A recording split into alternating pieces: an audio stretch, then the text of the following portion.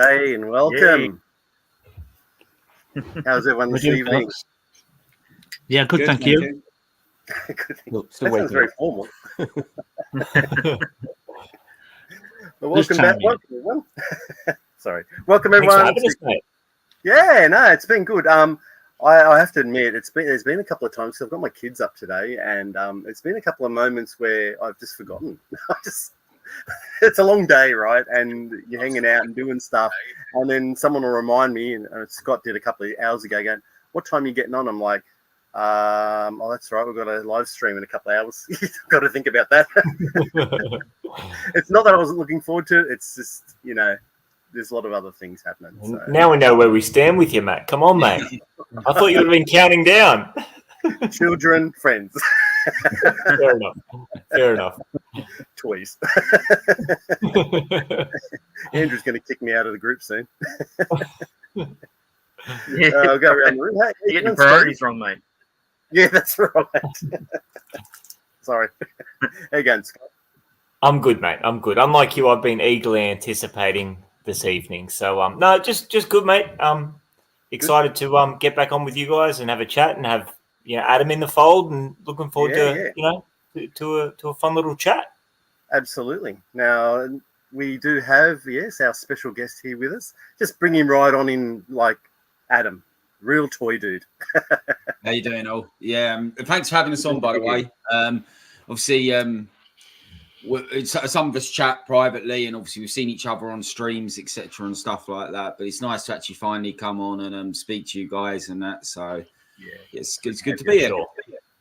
Absolutely, excellent. Good to have you on, Adam. We're always having a bit of a chat. So it's good to. Well, it's funny. Like, I think it was you on Stu's doing his collector's life, and you just watch them, and then that comes and goes, and then months later there's this Adam, and then you're like, it's not until you see your face, it's like, oh, wait a minute, that's the same guy. Yeah, I had bleached blonde hair in that though, so I did look completely different as well. Like, I had completely, it's white basically. So yeah, okay. How you going, Lukey? All right? Yeah, I'm good, thank you. Yeah, a little bit cold. So, but apart from that, all good. Very good. And Dave, how you been? I'm good, thank you. I'm good. I'm just jealous that you're in your evening because I'm still waking up here.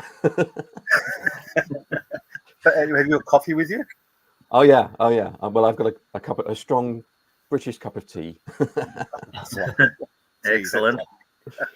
I was impressed through the week, Dave, that you got a bit of a shout out through the Tydirium hangar as well. That was kudos.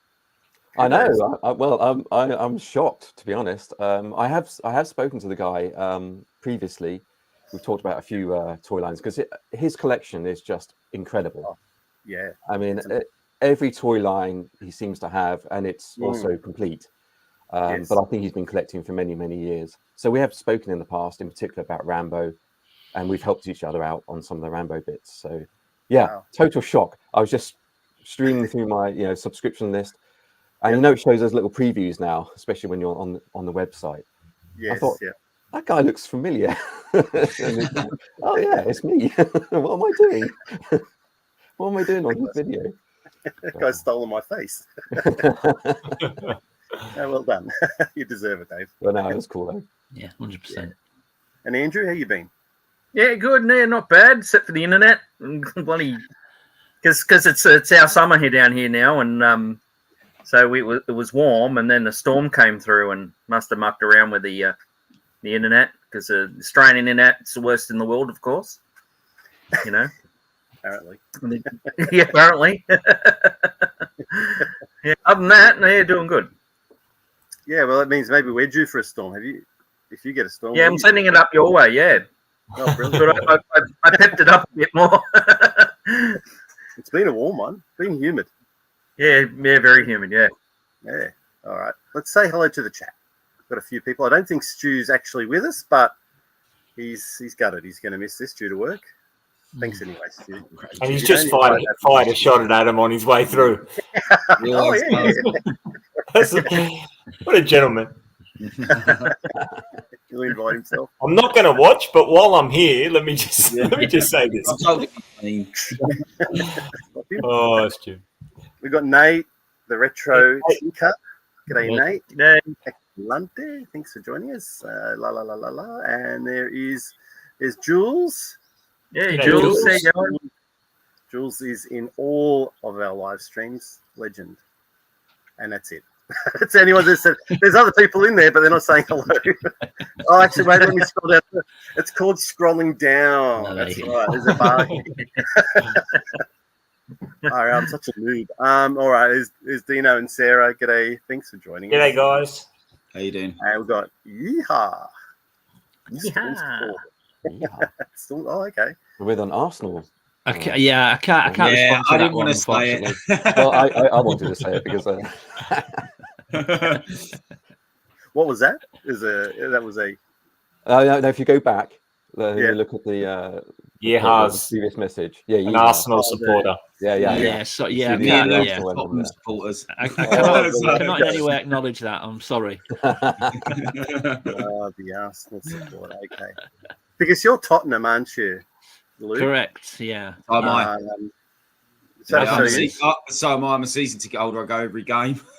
So, and Dave? my sins. So, my team is a local team, and they're not in the Premiership. They're not even in the league below the Premiership. They have been though. They're now in League One, which is the third tier. And not only are they in League One, well, they were rock bottom of the league. They've gone through a lot of financial troubles. That they're a little bit like Everton. They've been docked points. They've been fined because they weren't paying taxes or whatever it is. Yeah. So they're really struggling. So it's Reading FC, but they've won 2 games in a row. The last 2 games they've won. Here we go. Time's turning, mate. The comeback is on. They're climbing. I think I've played with that team on FIFA. They're terrible. No, you can say that because they are terrible. They get beaten every time. Well, let's before we start having a bit of a chat to Adam and getting to know Adam a little bit better. Well, we all know Adam anyway, but I think there's probably a few people in our watching that don't know Adam too well, I guess. So it'd be nice to get to know you a bit better as well, Adam, what you collect and some of your favorite pieces maybe. Any pickups? Let's go through the room, and we'll start with you again, Scotty. Any pickups? I know we had a collector. Anything worthy of note? Yeah, I mean, nothing kind of blow away, but I don't know about you guys, and I'll be quick. I won't go on forever with this, but the last CollectorCon, for the stuff that, I feel like we've had 6 of them this year or 5 of them this year. I've been super impressed with everyone, with all of them, whether it's stuff that I've bought or whether it's just really cool things that I haven't bought, but it's just really cool to see, like those Mego Mad Monsters and, stuff that you don't see all too frequently here. The last one, I was just a little bit kind of underwhelmed by it, but I did pick up a few things. I mean, I picked up a few bits and pieces for the Tyco Crash Dummies collection. I mean, I don't know if any of you guys are particularly familiar with Crash Dummies by Tyco, like 1992, 1993. Yeah, I don't have any, but I'm familiar with them. I do know what you're talking about. Yeah. Yeah, I mean, it was a cool line. It occupied a cool space in my childhood because my younger brother wasn't much of an action figure guy, but he was into cars. He had his Matchbox cars and his Hot Wheels cars and his slot cars, and he was into all that stuff. So Crash Dummies being about cars that smash up and play sets and figures, that was kind of a point of common ground for us, one that we actually kind of played with together, which was cool. I just got a little lot of Crash Dummies. All of the pieces in the lot I've got already. Some of them are upgrades, but there's 2 new pieces. I'll just quickly show you these 2. And highly inappropriate, but I love it. I mean, these little figures came as like a 2-pack. So it's the cat and the dog. It's their bumper and hubcap. But they're roadkill. Like, they're animals that flatten so you can run over them. I mean, the cat has like tread marks over its back. Shouldn't laugh. So And the other thing with me is I kind of like the inappropriate toys, the things that wouldn't pass by today's standards, whether they're action figure lines inspired by, B horror films and stuff like that, like Toxic Crusaders or, obviously, Rambo, like kids' toys from violent action flicks. And this kind of, as well as being 2 Crash Dummies figures that I needed to kind of tick off in the collection, they have that little aspect to them that, that appealed to me. So I had to scoop them up. And I mean, the cool thing about Collecticon, even if you're not finding like show-stopping pieces, you're getting deals. I mean, that was a little lot for $20 with, four figures, and that I'm just not going to find at those sorts of prices on eBay. Aside from that, my main pickups, and I mean, like, it's stuff that you guys will be well familiar with, so I won't pull them all out. But I mean, I know, Luke, you're into Kenner Real Ghostbusters. Matt and Andrew, I know you guys have them as well. Yeah, I've got a few. I picked up a few of the Screaming Heroes wave. Oh, yes. So, with the Screaming Heroes, you're probably getting 4 or 5 waves in. But the cool thing is, like, they've got their accessories. And the cool thing about the Screaming Heroes is, with the Crash Dummies, a lot of the accessories that they came with had no relevance within the animated series. They're just a bit kind of odd. The cool thing about the Screaming Heroes is you start to get some ghost traps and some PKE meters and stuff like that with the figures, which is kind of cool. And the weird ghosts that, for whatever reason, like plug into the backs of the figures. I don't really get the play feature of the Screaming Heroes, but the figures are colourful and have cool accessories and great sculpts and just look cool. So I think you play wear through them, Scott. What's that, mate? Through the blue thing. I think you actually blow through it like whistle. Really? Oh. I feel like you're winding me up. No, it is the feature. Have a go. I feel this could be a Crusher outtake coming right here. Yeah, I know. I think you're fibbing to me, Andrew. But yeah, I got Egon, Ray, and I got Egon, Peter, and Ray with their ghosts, with their accessories. So I was pretty stoked with that. And then just one last thing I'll show you guys. And again, it's a little lot, so I'm not going to get them all out. But so we did a fun little Secret Santa. Probably the highlight of my most recent Collecticon was the social stuff, getting together for some lunch afterwards and doing a fun little Secret Santa with, the 3 of us and actually a couple of people in the chat like the Taylors, Dean and Sarah.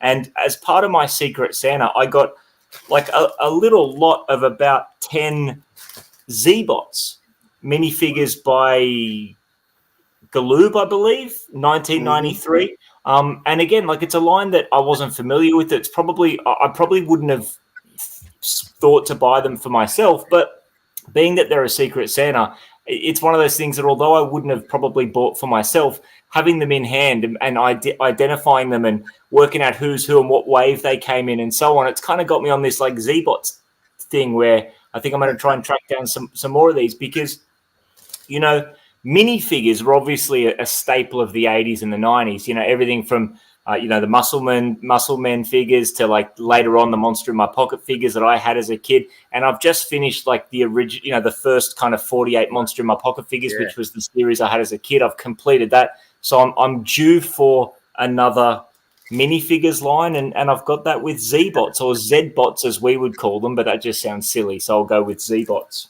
Cool. Yeah. So with the sorry, can I just say with the monster in your pocket, Scott? Are you going for the like pyramid case? Yeah. So with Monster in My Pocket, the first series that came out in like 1991 was what I got into as a kid, and you had blind boxes, you had little blind bags, blind boxes, you had larger sets, and I remember them coming. In cereals and in like fruit snacks and stuff like that. It was one of those things that drove, grocery products and stuff. I'd go shopping with my mum in the supermarket, see a little promo and be like, can we get this cereal? Can we get this fruit snack thing so I can get my Monster in My Pocket? I had the original ones but then after the original ones, they did a second series that were in multiple colors. Then they did wrestlers and dinosaurs and all the stuff that came later wasn't really part of my childhood. I don't know whether all of that came here to Australia back in the 90s, but the ones I had were the original series. And Luke, I've got that series of 48 monsters complete now as of a couple of toy fairs ago. Yeah. So I would love to try and find that big Monster Mountain display case I remember seeing you should. I think you showed a magazine and it was in there, and I remember you saying. I mean, but that Monster Mountain, like I seem to see that in the UK. I'm not going to say all the time, but like if I see NEC or Sandown videos, or if I see like Leicester Vintage Toys shop tours and stuff like that, it tends to pop up here in Australia. Right. I never see it. I've never seen it in the flesh before. I've seen it pop up on eBay a couple of times. Normally. $600-700 plus, and normally in pretty ordinary shape without the box. So it's very hard to find here. Right. It's not a cheap one. I've seen it a few times, but it's not a cheap one. And then the sides of it and packaging it up, it's getting it over from another country would be quite an ordeal as well. For sure. For sure. And it's super fragile. It's that like blow molded plastic, super thin.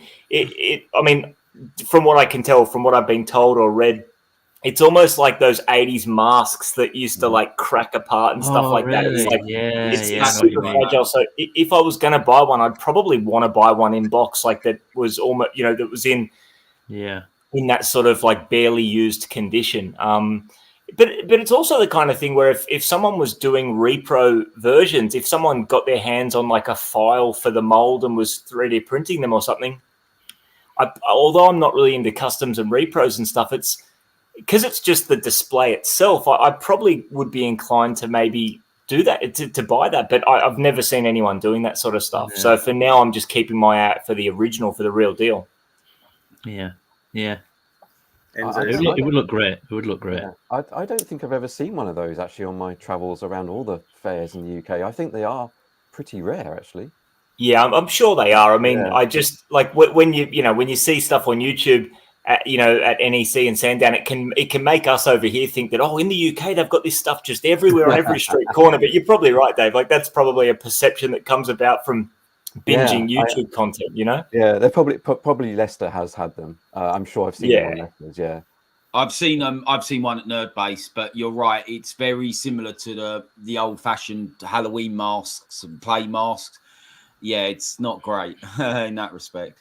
Yeah, for sure. So it's like to pay, like even if I had the chance to pay like $300-400 for one that was all busted up, I don't know if I could bring myself to do that. I'd rather spend more on one that's in really trick shape with the box, because, it's one of those pieces where the box itself is pretty iconic to me.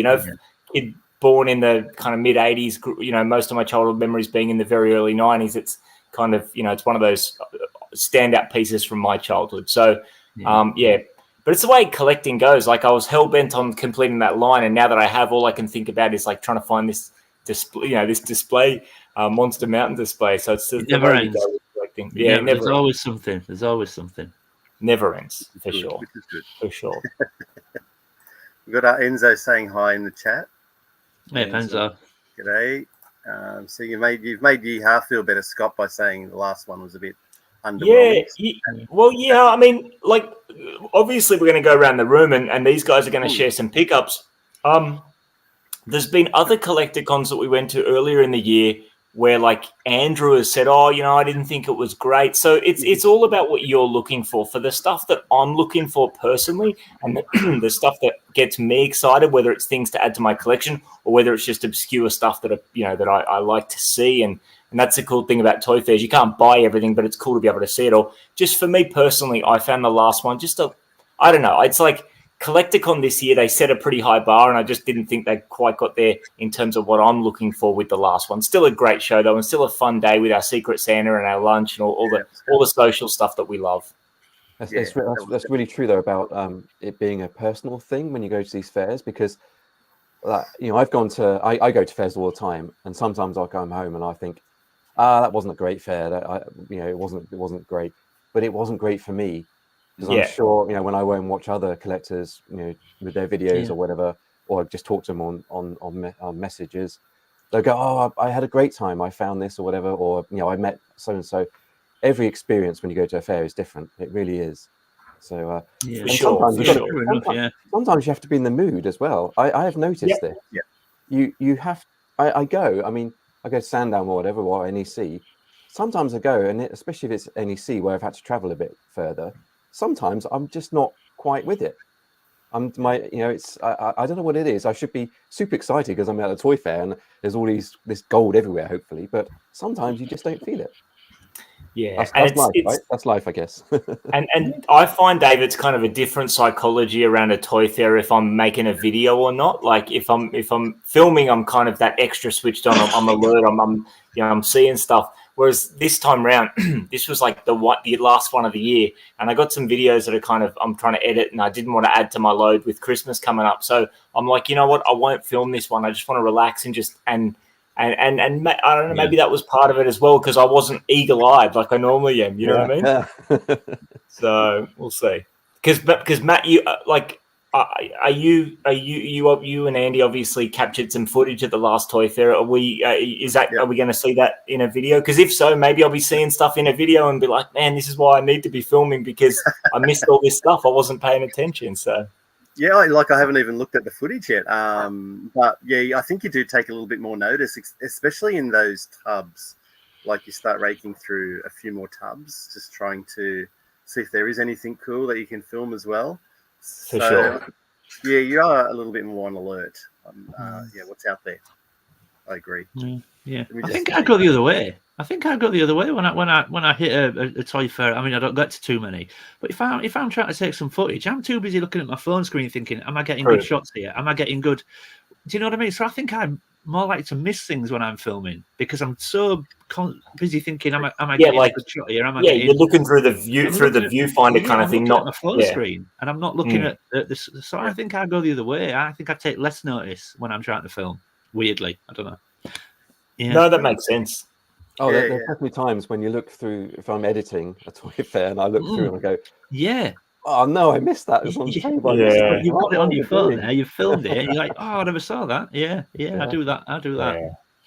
I was definitely stoked, Dina. I was because, like here in Australia, you see, when it comes to Kenner's Real Ghostbusters, you see the original ones, you see the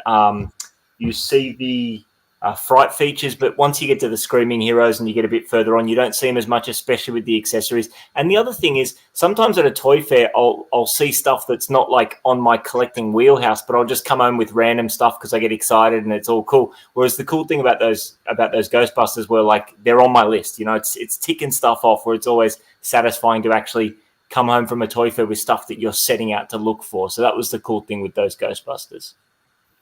Yeah. We definitely don't have as much vintage stuff as you guys do in England.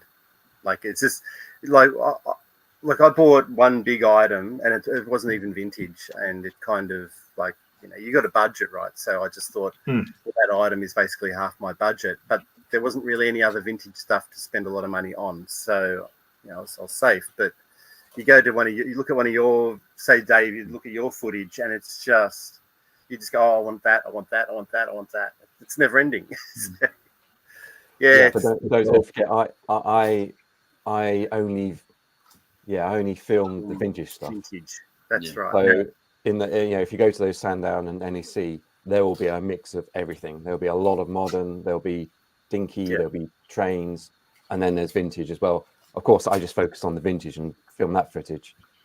But it's funny because I was trying to get some inspiration for my footage, and I thought I might just do a little bit what you do and just film like vintage. However, there just didn't seem to be enough. Like I thought this is going to be a 5-minute video if I try and film. So I've kind of just, I've broken that rule pretty quickly. G'day, Zazel. Good to see you. Zazel. Good to have you here. Yeah, that's the thing. Like, Matt, I felt like the most recent Collecticon, the ratio of modern to vintage was a little bit more towards the modern than it normally is. Like, and I think that's one reason why, for me, I wasn't seeing that much that I was kind of into. It felt like a lot of modern.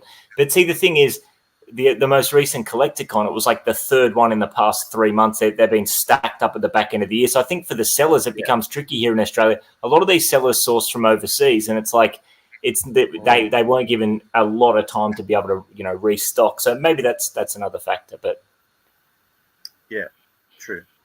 What's this coming up? So Adam, you and Enzo, you guys. Yeah, me and Enzo chatted quite a bit probably about 6 months back, and on Instagram, and it could. We just kind of not so much stop chatting, but obviously the conversation come to an end. But you can contact me whenever you like, Enzo. We'll definitely start chatting again. we were proper like chin wagging like for about a couple of weeks talking about stuff, and then just life got in the way. So. Yeah, but that's funny. Like that's part of it, isn't it? You might have something to say. You'll talk about a subject, and then that's enough. But then in a couple of weeks, whatever amount of time, you might go and find something at a con and just go, "Oh, I know who would like that and appreciate that." Yeah, and then you start up another conversation. So yeah, that's true. I'm just going quickly through the chat. Hey, there you go. There's a question. You guys have played the vintage toy or figure. /toy set. Adam, we'll start with you, my friend. Ironically, I actually did get this down from my. I have quite a high shelf, which tends to have a lot of my graded stuff on. I don't grade loads of stuff, so for people who don't like grading, don't get your daggers out just yet. But I tend to grade things which I consider to be high value or probably known a high value or hard to get in the community kind of thing and in collecting. So I have got a couple of them down, but in terms of that question, this would be the one that I've spent the most on, which is let's make you big. My Action Force G.I. Joe Snake Eyes mock. Oh. So I brought it non-graded, and I actually got it graded. So it got an 85, but that cost me the most money really, and I've had that a few years now. But yeah, that's one of my favorite items because for me, going back to collecting and growing up, I remember this whole transition phase of when it looked like G.I. Joe, but it had the Action Force name and stuff like that. So that was kind of a big thing. And this was sort of like mid to late 80s really in the UK because it was a bit later than when it actually came out. America, G.I. Joe came out a lot earlier, but it took like 2 or 3 years for us to get it over here. So these transition cards, as I call them transition cards, were about 86, 85, 86 around that time. So yeah, this one I actually brought off of someone I know, and Dad had it for 20 years in a drawer, and just like they'd brought it early 2000 around that time, and spent quite a bit of money on it then. And so yeah, that's one of the ones that I tend to as my go-to when people say, "Oh, what's the most expensive or your most kind of sentimental or whatever?" Like, I love that item. So wow. And Lukey, what about you? I don't actually know what. I don't know if this would count. I've actually sent you a picture, Matt, just in case you can show it, or if you're inclined to show it. I think the most I've spent on a toy a play set would be my original 12 vintage Star Wars figure stand. That's probably the most expensive set. But I think the most amount of money, but I don't know if this would count, was what I spent on my Stormtrooper armor. But I don't know if that counts because it's not necessarily a toy or set. It's an outfit, but it's in the room, and I kind of class it as part of my collection. So yeah, that would be the most amount of money I've spent on what I would call one item or one thing. I'm trying to think, but yeah, I think it's. I mean, I don't know if you'd be able to. I just sent it in case you wanted to show it, and if you could, but that would be the most money. But yeah, I don't know how to be honest. Like not. No, sorry. No, it's cool. I didn't know. I just thought in case you wanted to show it, and if you could, but no, that would be the most. It's the item would be the original 12 stand, but the most money on one thing in the room would be my Stormtrooper armor. Yeah. That's still quite difficult, Luke, aren't they? Them original 12 stands to find in good nick. You can find them quite readily, but in good condition, they're quite hard. Yeah, well, it's usually the card. Obviously, it's just a cardboard backing, so that a lot of the time that's trash. You can get plenty of repro ones, but it depends whether you're bothered about that sort of thing.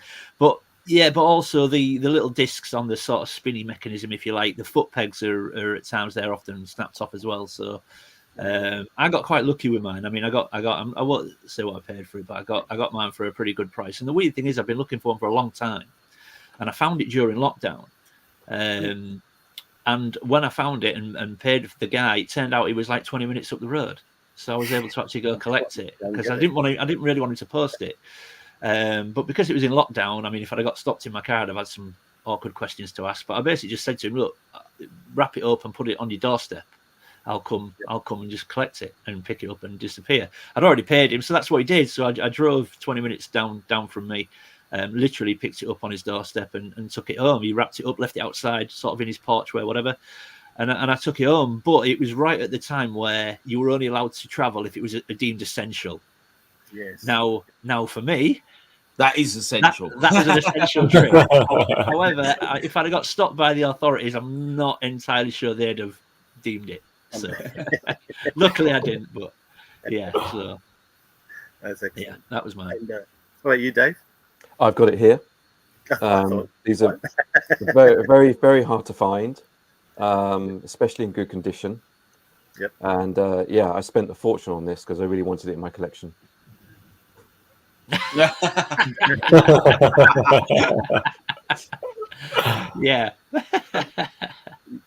No. I was going to say, like, you guys having a wind up because I've got no idea about these toys, these masks. That was a gift from Scuba, so I very much appreciate this guy. I know that figure gets a lot of stick. I quite enjoy that figure in a weird way. So yeah, I don't mind Scott and T-Bob, but they do in their community. They do get a little bit of, but I think that's because how they're portrayed in the cartoon. You know, so exactly. I might just have to go roaming because it's up on the shelf. Right. It could have been. I thought it might be the old Bob of Mask. That I just, for the black hole, it could have been. Okay. There you go. Am I going roaming? Oh, there you go. It looks all very fancy. Right. Have you just sent the picture to your phone there, Dave? No. Yeah. Yeah, I have. There we go. How do you do that? What? I just don't know. Look at the tech. The tech is right. He's not even in control. He's just got all his tech. It's that box thing there. It's Japanese. It's a Henshin Cyborg rider set. Wow. That's the most I think I've ever spent on a item. It's unused basically.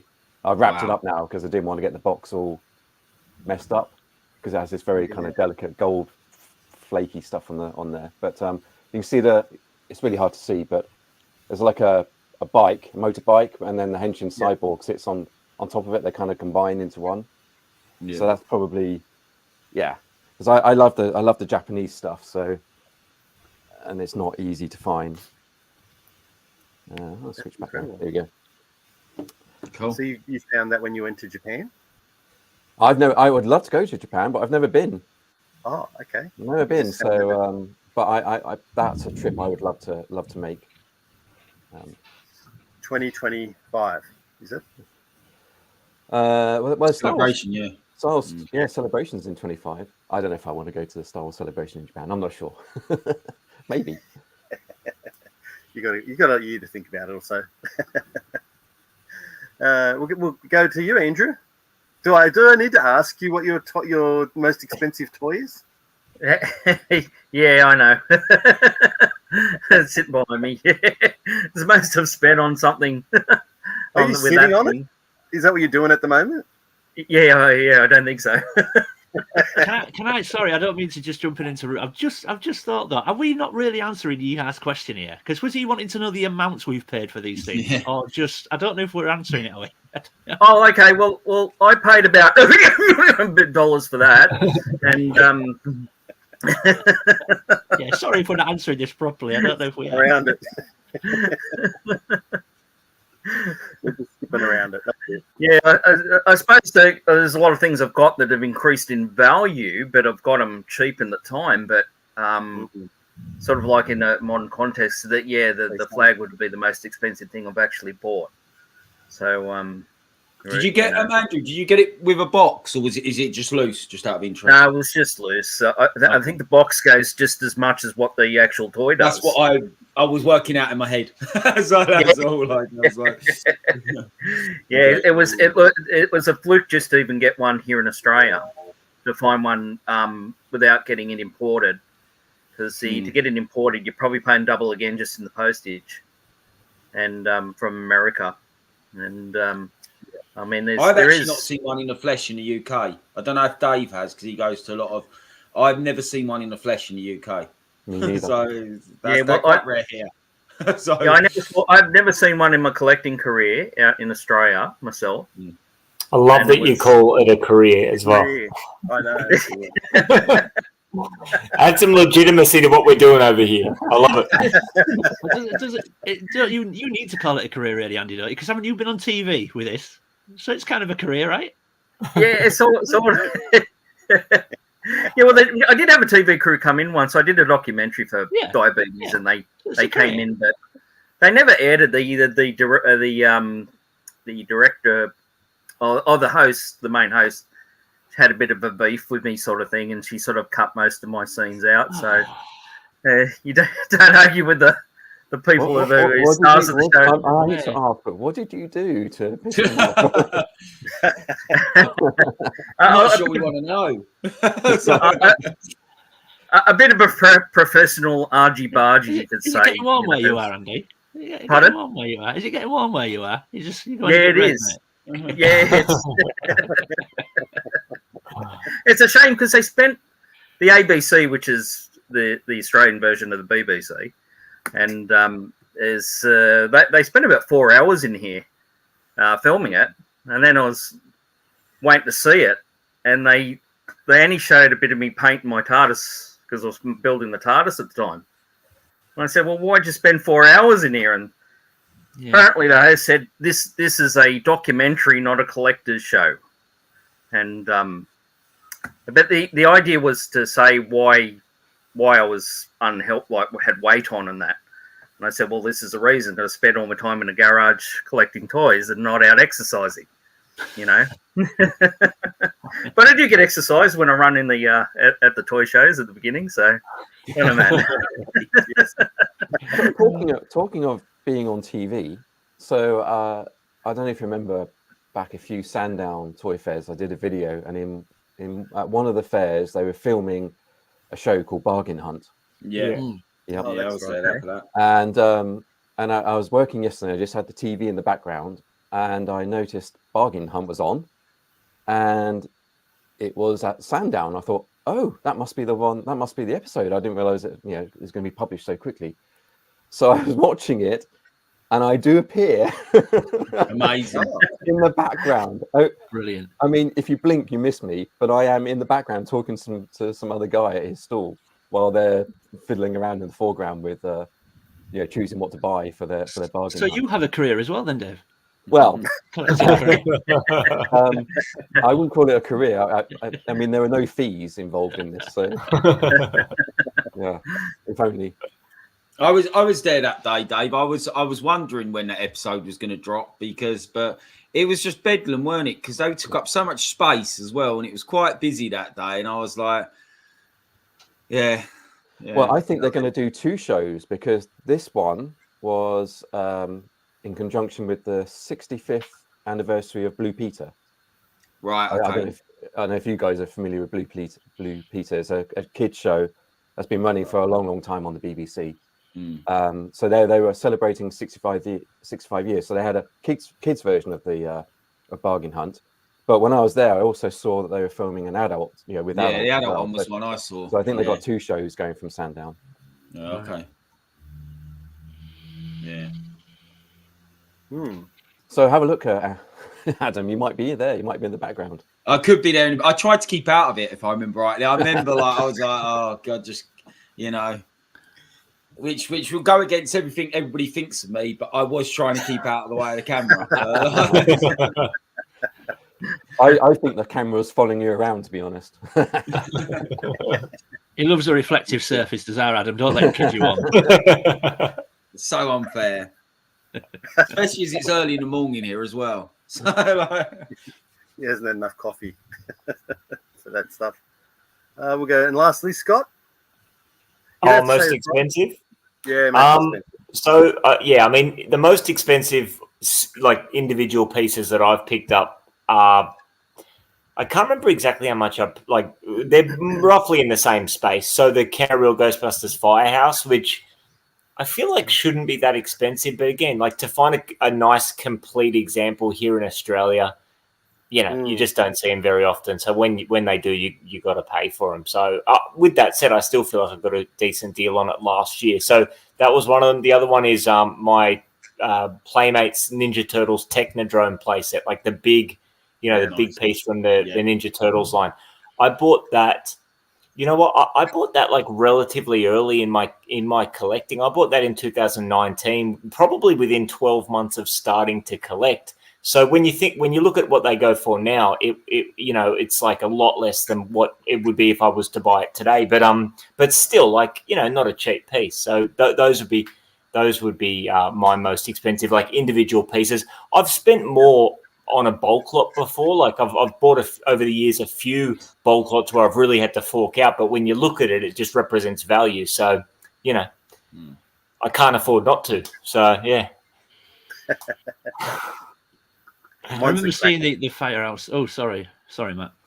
Oh no, it's all right. Yeah, well, I remember the Firehouse because I think that's basically how you found Scott, wasn't it?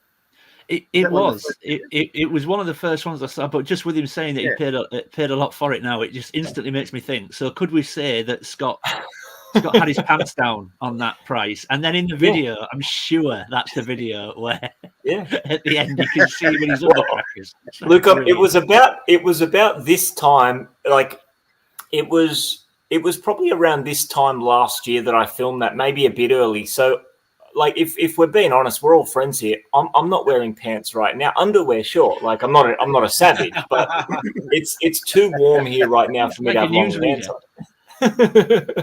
Yeah, exactly. But also, just going back to it, that video also, I've done a video before about how easily influenced we all are as collectors. Yeah. I find it crazy how easily influenced I am personally.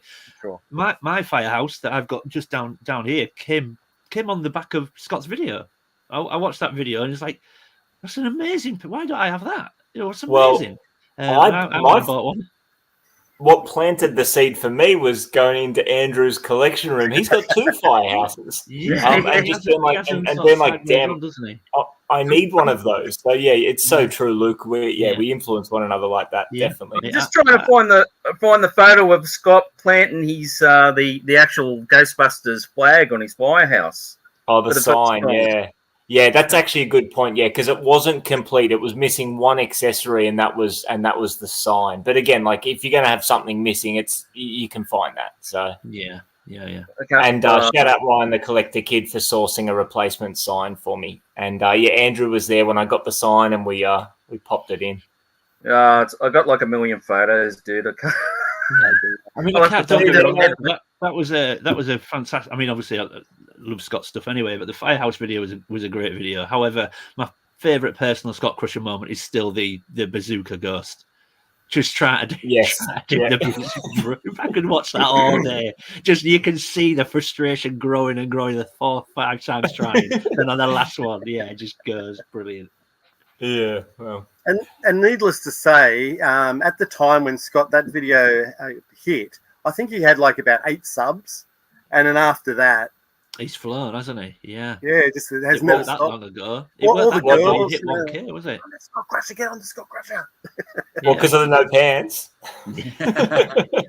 But you hit 1K not too long ago, Scott, didn't you? And you're well on your way to 2 now, aren't you? I'm sure you are. Yeah, I'm not that far off. Yeah. I mean, I'm about like 1940 or something like that, I think, or 30. Yeah, well on your way. Yeah, it's brilliant, great achievement. Oh, look, I appreciate everyone that takes the time to watch me just be silly and talk toys, and pants are optional. My ethos. You're gonna be comfortable. That's it. You have to. To be honest, I'm going to just stick up for you there a bit. I totally agree. When it is hot in the UK, I'm a man that doesn't like, to be wearing a lot of layers. It's 1 degree here, and I'm sitting in shorts, so no one can see. But I'm sitting in shorts, and it's 1 degree. I have to wear shorts, but too cold at the moment. I feel your pain. I appreciate it. Thank you. Well, but look, in fairness to me, when I set the camera up, it looked like, well, why do I need pants? Like it's up here, but then I moved around and then there's a bit of thigh going on. So yeah, which would normally be fine, except for the fact that I'm clearly wearing underpants. So, anyways, I found that photo. There's Scotty planting the flag on the firehouse for the first time. Yeah, I just thought it was funny that you were happy to point it out in the video, Scott. I Well, it was great. I'd rather point it out and take the mickey out of myself than have someone in the comments saying like, "What are you doing? What's going on?" And look, one thing about me is there's no way I'm going to go reshoot, that whole thing. Like, I'm just not going to do it. So. Yeah. And my post production skills aren't sufficient to like put pants on myself in post. That couldn't happen. So VOE. We got to be able to have a laugh at ourselves. Oh, absolutely, absolutely. You've got our own things like that. I'm with you. Oh, you for just sure. got to kind of just say, yeah. Yeah, it's like anything. I mean, I mean, you'll all know this, and straight away you'll all nod your heads. But I repeat myself so much on videos. The amount of times I watch one back, once I'm done, I'm ready to post it. I thought I'll just watch it back, just to make sure I'm happy before I upload it.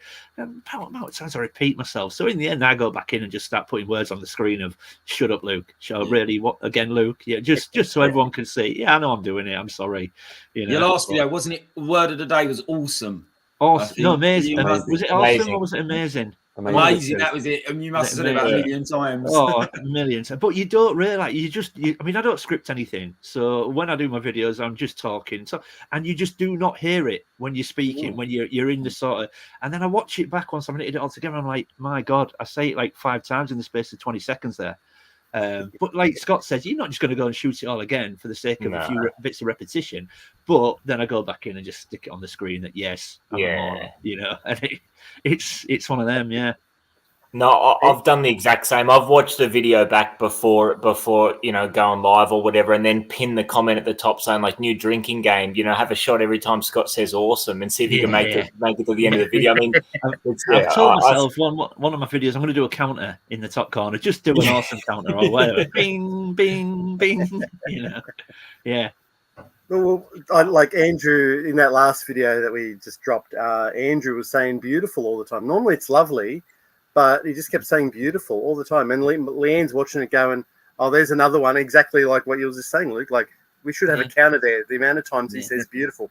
I could play a game with viewers, really, and just sort of pin a comment before you watch it. Right, guess how many times in one video I'm going to say awesome or amazing or whatever, yeah. Exactly. All right, Mr. Adam, let's make you the focus point for a moment. Okay. How are you? Right, I'm ready. What? Tell us about your collection. Like, what is your go-to toy line? Okay, so I narrowed it down to 4. So I started off with a bit of a cannon fodder approach a few years back, like a lot of us do, and some of us still continue, I'm sure, to do that. But I was kind of like, oh, I remember this, I remember that, I'm buying that, I'm buying this and that. And I've now decided to sell a lot of the stuff which I only had 1 or 2 of, that didn't really fit in between what I genuinely quite enjoy and also what I remember from my childhood. So the 4 lines, I've kind of narrowed it down to one's obvious, Star Wars. Like I feel like everybody tends to have Star Wars at some point in their collection. So vintage Star Wars and a bit of modern. G.I. Joe is a big one for me. Micro Machines and then Mask. So they're the 4 kind of lines that I tend to focus on. And I just traverse between them. So one month I'll be like, I'm all G.I. Joe. Or I'm all Micro Machines. And then the next month, it just seems to go that way. I'm all in on Mask. And then I come back, have a rest from it, and then go on to another one. But it will just go between them 4. Just cycle round between them 4. That's what happens. Yeah. Micro Machines. You don't hear much about Micro Machines. You know what? It's really undervalued and underloved line, I think. Yeah. There is a couple of groups on Facebook which have got like over 10,000 likes. So, it's obviously there is people out there who enjoy it, but it's in terms of like the YouTube world, I don't see many people talk about micro machines really, or even mention it. No, I've got loads of over that shoulder. Sorry, loads of box stuff. I've got also the. You can't see because my arm. I'm trying to work it out. I'm trying to point stuff without getting away. So like that there is the original 12 Travel City sets, and I got a custom case made, and kind of that's all in acrylic there.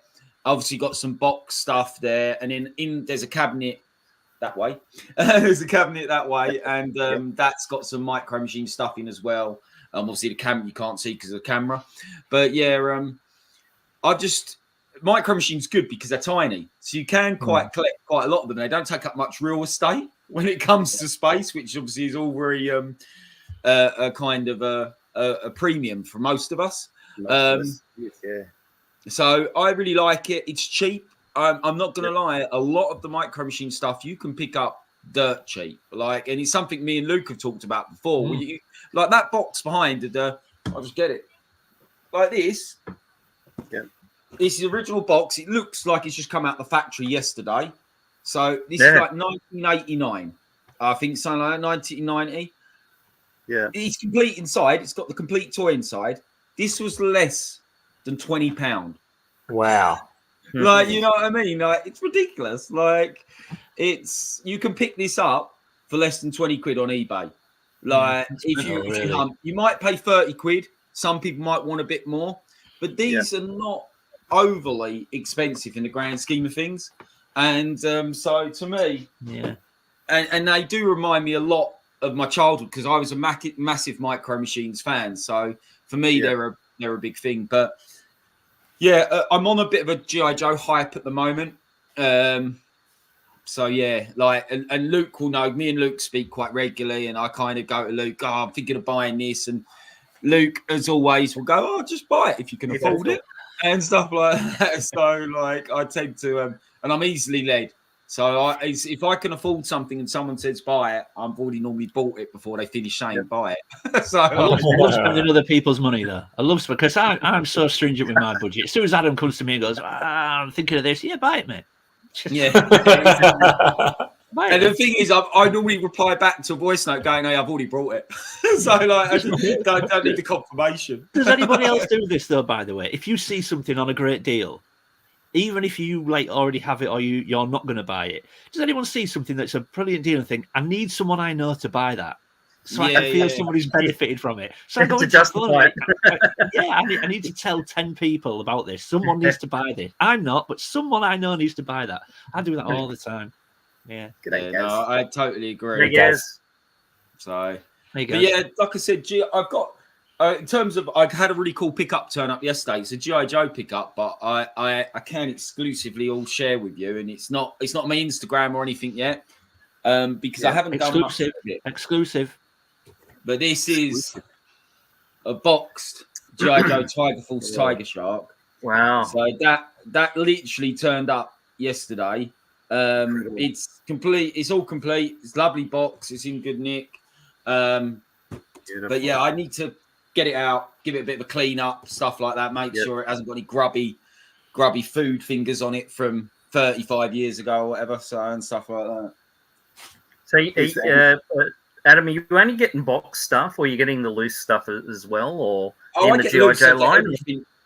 Yeah, I get everything if I can. Like, when it comes to a vehicle, I will try and get the box as well as the loose. Oh, okay. Because I like the artwork. So I've got a Dragonfly up here, which has got a box and stuff like that. And I do try and get the boxes. However, I won't not get something because it hasn't got a box. And like the figures behind me there, they're all loose, complete G.I. Joe figures. So like, and that's one cabinet. I've got some other places as well. So like, the individual figures I'll buy loose, but the vehicles I try and get a box. That's kind of how I do it. So, but I don't display them boxed. I still get them out, and I have the box and the vehicle displayed separately. So if I can. Yeah, it's good if you've got the space to do that. Yeah, but display the item in the box behind it. Yeah. Hopefully, like some bit like the Micro Machine stuff, I don't really, and I wouldn't. They're quite intricate. They get dusty, so I'm quite happy to display them in the boxes, stuff like that. So So Dave, everything dust is the enemy, isn't it? I try and keep everything behind cabinets and stuff like that. Me personally, I've got a cabinet this side which has got all my vintage Star Wars in, and that's kind of. I just don't like to have to dust them that often, if I'm completely honest. So I prefer to be all like kind of in cabinets. So, are you into these, Dave? Like, have you got any micro machines in your collection? I don't have any micro machines. I have some GI Joe, but not micro machines. Yeah. I think micro machines have somehow skipped me by. I don't really know what they are, what they look like, or anything.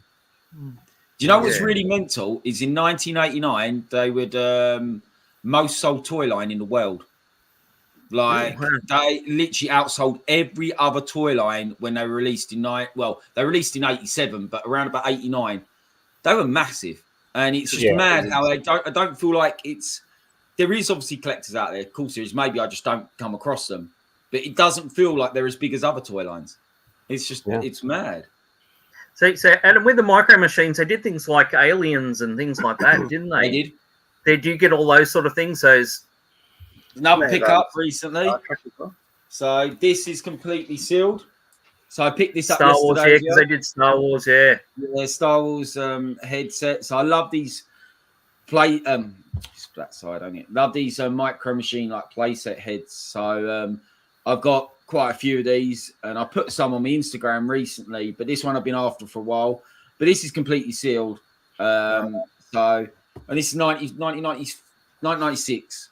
So this is a bit later on, but I've got the Star Wars stuff, the crossovers, and I've got a custom mask crossover there as well. But that's custom from America. So, I can show something now.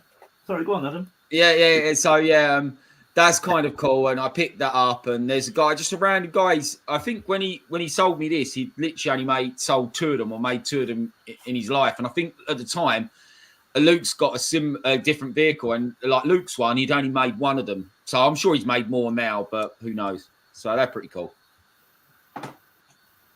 You were going to show something? Yeah. Sorry, I got Volcano. Yeah. Oh, you got the the monster truck. It's pretty cool. Yeah. Oh, that's cool. Yeah, that's excellent. Yeah, really. Yeah, just this random guy in America. I just started put him on a few groups, and he was like, he just gets obviously older vehicles that look like them, and then just deconstructs them, paints them up, puts stickers on them, and does the packaging. It looks really cool, I think. So, yeah, for sure. Yeah. I think Usual Mike's got a few as well. I think I can't remember. We were talking to him, and he sort of pulled out these the micro machine sets. I think mainly from his childhood, he had a few of the city ones, and there was a few where you could build the city. I think he had a few. So you got the travel cities, which were like a little tiny square, which fold up, and you could. The idea was you could then take them to your friends, and it'd just be like a little plastic box, and all the bits would be inside. Then you'd open them up at your friends and build them. And then you've also got they had big play sets where they were like a big vehicle that then fold out and stuff like that. So wow. We'll keep going because I think I just remembered I never got to you with your pickups either. I kind of got distracted. Sorry. Oh, I've got bad host. I did get this. I got a Sandown. Yep. This isn't a toy; it's a game. So this I put on my Instagram actually because I was so chuffed. This cost me. It's complete and everything. It's cost me £1. Wow. Scott loves the game. Scott loves the vintage game. I do love a game. And, that's got like a mousetrap look about it. Is that some kind of crazy contraption? Yeah, so basically what it is, you've got to get the little ball, you've got to get it around the maze. But I think in America it was called, I can't remember, it had a different name. But obviously in the UK it's called Screwball Scramble. But yeah, I think it was called Run Ragged or something like that in America. I don't know, something like that. So that was £1, right, Adam? Huh? So that was £1. £1. Yeah, just to translate for our Aussie friends, that's about 500 Australian dollars. It is now. I was quite chuffed about that. The guy was selling everything at the stall for like 25p to £1. And I thought, so I just picked it up. I said, "Is this complete?" And he went, "Yeah, it's got the original ball bearing in there and everything." And I went, "How much do you want?" He goes, £1. I just went, "Well, that's just a no-brainer." Yeah, I was like, "There's £1." Like, really confused at the whole thing, but like, I just couldn't get out there quick enough. I was like, "There's your £1, I'm off." That kind of thing. So, did you pick up the yak face for £1? Yeah. not really pickups, but I suppose I know Luke's seen these, but I'll continue with showing a few of my kind of more choice items. So this is Snake Eyes Loose, which I brought and then got graded, and it's a 90 grade. And I know that as of about 2 months ago, this was the only 90 grade that UKG have ever graded at 90 loose. Like only Snake Eyes have graded at 90 loose. So that's kind of cool. I've got Storm Shadow as well. So, Which but that was these, Adam. Huh? Which versions are these? Like versions? These are all the vintage one. This is the original Storm Shadow. So this is like 1984. Yeah, the original one, yeah. The Series 3, I think. Series 3 or 2, I think, around about that time. Yep. So these are all kind of like vintage ones. This one's a pretty rare one to get for anybody outside Europe because it was a European exclusive. Outback. So Outback, yeah. So this is pretty cool. And this means a lot to me. Like as a child, I had this, not this exact figure, but I had Outback as a kid. So this was like kind of a figure that I had to get. All these I got loose and then got them graded in this manner. And then this one is the Steel Brigade, which is the mail away. So this guy, you had to send off from the idea being that you were that figure, but everybody got the same figure. There's a few different variations, different legs were used. I think some had Airborne's leg used and stuff like that. So, but yeah, that's so. I don't go in much for grading. However, I think rarer like them ones that just showed are all. I wouldn't say they're rare or anything, but they're quite hard to get. Some of them, especially like the Outback and the Steel Brigade, and I think when you get them in good condition, I want to keep them in good condition, which is why I tend to get them graded. So yeah. What attracts you to the grading, Adam? It's more a preservation thing for me. So it's like keeping them, especially something like Storm Shadow. So we all know that he like a stormtrooper. He goes like yellow, and he really struggles with obviously discoloring. So for me, like him being in this is an archival case as well. So it's like 98% UV protected case. I upgraded the cases and that. So for me, this is going to stay more likely to stay fresher for longer. And for me, it's that. And I do like the way they kind of lay out all the weapons and that. Sounds like a bag of chips. Huh? Sounds like a bag of chips staying fresher for longer. Yeah. But I don't do it. Like, obviously, all my loose figures are behind me there. A lot of them. Mm-hmm. So I don't do this for every figure. It's only like what I consider to be the high ticket ones that are a bit harder to get or a bit more money. So, but that's with the grading. That's kind of. I do like the way they're presented, but it's more a preservation thing. So that makes sense, especially with the UV protection and. Yeah. So that is. But yeah, no. Pickup wise, I've got a few things. I've picked up a few mask things behind me. I managed to get a Thunderhawk at last. He's in the case there. I can reach and get him. Have you got one of those, Luke? A Thunderhawk? Thunderhawk, yeah, it's right behind me. Yeah, Luke will definitely have one of them bad boys. Yeah. Okay. So this is obviously one of the main vehicles in the show. I'd say it's like obviously Matt Tracker's kind of main vehicle, but this I got a Sandown, the last Sandown day. I went round and I've been after one for a while, and I messaged Luke and I said, "Do you think this is a good price?" It was complete except without the bombs, which are always hard to find. And again, before Luke came back to me and said, "Yeah, that's a decent price," I'd already bought it. To be honest, so like it was pointless. But yeah, so sorry, I've kind of realised when you asked about pickups, I had got quite a few when I thought about it. So like. You don't, or you do have quite a few? I do have, like I said, so that's why I've gone on a bit. So I apologise. Why not? Talked at 1,000,000 miles an hour. So Adam, the four lines that you focus on, the Star Wars, Micro Machines, the Mask, and the Joes, like, were they the four lines of your childhood? Is that kind of where that all comes from, or Yeah, so I would say G.I. Joe and Micro Machines predominantly as a child. Mask was there in the background, and I had a lot of the entry figures like Condor, which is like the green bike that transforms into a helicopter. I didn't have the bigger figures because I remember at the time my parents didn't have a lot of money, so I got the little pocket money figures a lot. And and then with regards to Star Wars, is a bit of a weird one. Like, everybody tends to have Star Wars in their collection, and I was born in 81, so my introduction of Star Wars was probably about 85, 86, and it would have been the Ewok films. Like, that was the first thing I remember seeing.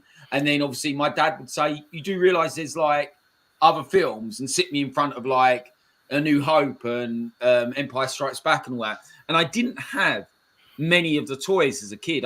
The only toys I had were passed down to me from my cousin. So when I got old enough to start buying them, I went and like brought them all. And I've got a fairly large collection this side of the room. But yeah, it's just one of the things. Star Wars really I didn't have as a kid, but I feel like everybody has to collect Star Wars. I might be wrong there, but in my head I feel like it's a mainstay. So it's definitely a mainstay. I don't have any Star Wars in my collection. Okay.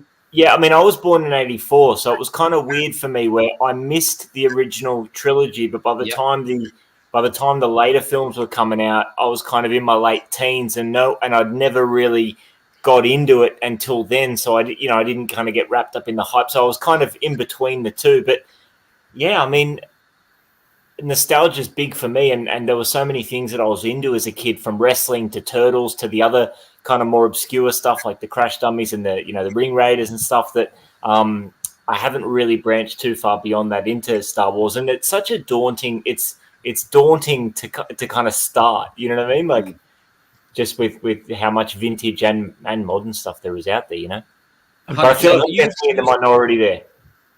You said a toy line there, which actually is quite close to my heart, but I've actually just sold the only mock I had of it, which was Ring Raiders. No way. Yeah, because Ring Raiders was thing at my local news agents when I was a kid. You could go up and just pick Ring Raiders up for like next to nothing. Yeah, they were really really cheap and cheerful, and I managed to find a mock online about 2 years ago, and I think I brought it from Australia, funny enough, because I get the feeling Ring Raiders, there's quite a lot of it in Australia. I might be wrong here, but I tend to see in some of your videos when you do go to these cons, there seems to be a lot of Ring Raiders. There's not so many in the UK. I might be wrong. But you know what? I don't like. It's so funny that when I mention Ring Raiders, like when I ran through some of the lines that I was into as a kid, Ring Raiders was just the one that you picked up then, because I feel like I'm the only. You know what? I'm going to show something real quick if I can, just very quickly, because I know we haven't got to pick ups, but only because it's kind of handy. So, I recently picked up this, like the big Ring Raiders set. Oh wow! Okay, yeah. The Air Carrier Justice just recently. Wow. So, I mean, I love Ring Raiders, and I was like super into them as a kid, but probably for 6 months if at the max. So maybe one birthday and one Christmas at the max. So I didn't have too many, but for whatever reason I loved them as a kid. I was big. Scotty, what finger does that go on? What's that? What finger does that one go on? Yeah. Does it go on your phone? It's like it stores them all. You know what I mean? So these little sections here all pop up, and you can have them all stored away and stuff like that. And it's a carry case as well. I don't want to do it now because this thing's fragile. I don't want to muck around with it too much. But similar to what you were saying about Micro Machines, like this was obviously made by Matchbox, but they're not expensive at all. You know what I mean? Like they're obscure, but when you do see them, they're not particularly expensive. So I just sold a mock. I think it was the Hero Wing set. So yeah, I just sold that, but I brought it 2 years ago. I kind of enjoyed it, and it was the only one I had, and I kind of thought it feels a bit out of place in my collection.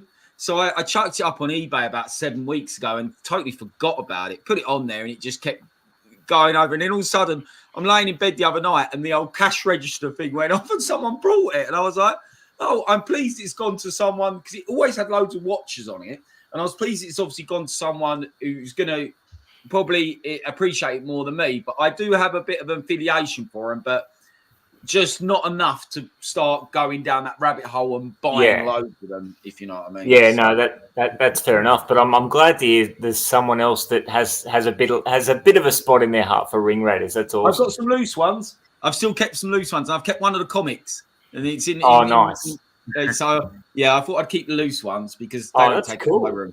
So that's awesome. Hey Adam, have you always been collecting since you were a kid, or you sort of got into it sort of in your later teens because you've come across something? Or so I tried to get into collecting around about my teens, funny enough, but that wasn't toys, that was movie memorabilia. So I've got a cabinet in my lounge which has got like signed stuff. Like, this is a massive name drop, I might as well say. I met Tom Cruise a few years back, and I got him to sign my Top Gun DVD. And so I've got like a signed Top Gun DVD. I've got a picture of me and him and stuff like that. And that's in a cabinet in my lounge. And it was like a very small collection, but it was almost like just a cabinet of curios. And it was like signed stuff and all that. And then about 5 years ago, my mum gave me a shoebox full of old childhood toys, the only childhood toys that I had left. And there was a couple of Star Wars vintage figures in there. There was a couple of Micro Machines. There was a couple of Turtles, like the original Playmates Teenage Mutant Ninja Turtles. And that was it. That was the spark about 5 years ago that kind of set me off, because I thought I had Donatello and Raphael in there, and I thought, well, I need to get the other two. And then I had like a couple of Ewoks and a couple of Star Wars figures. And I thought, well, I wonder how much these are. Started going to get more. Then it just all spiraled. And I had no G.I. Joe left at all. But as a kid, I had so much G.I. Joe, and it just got moved on and all that through house moves.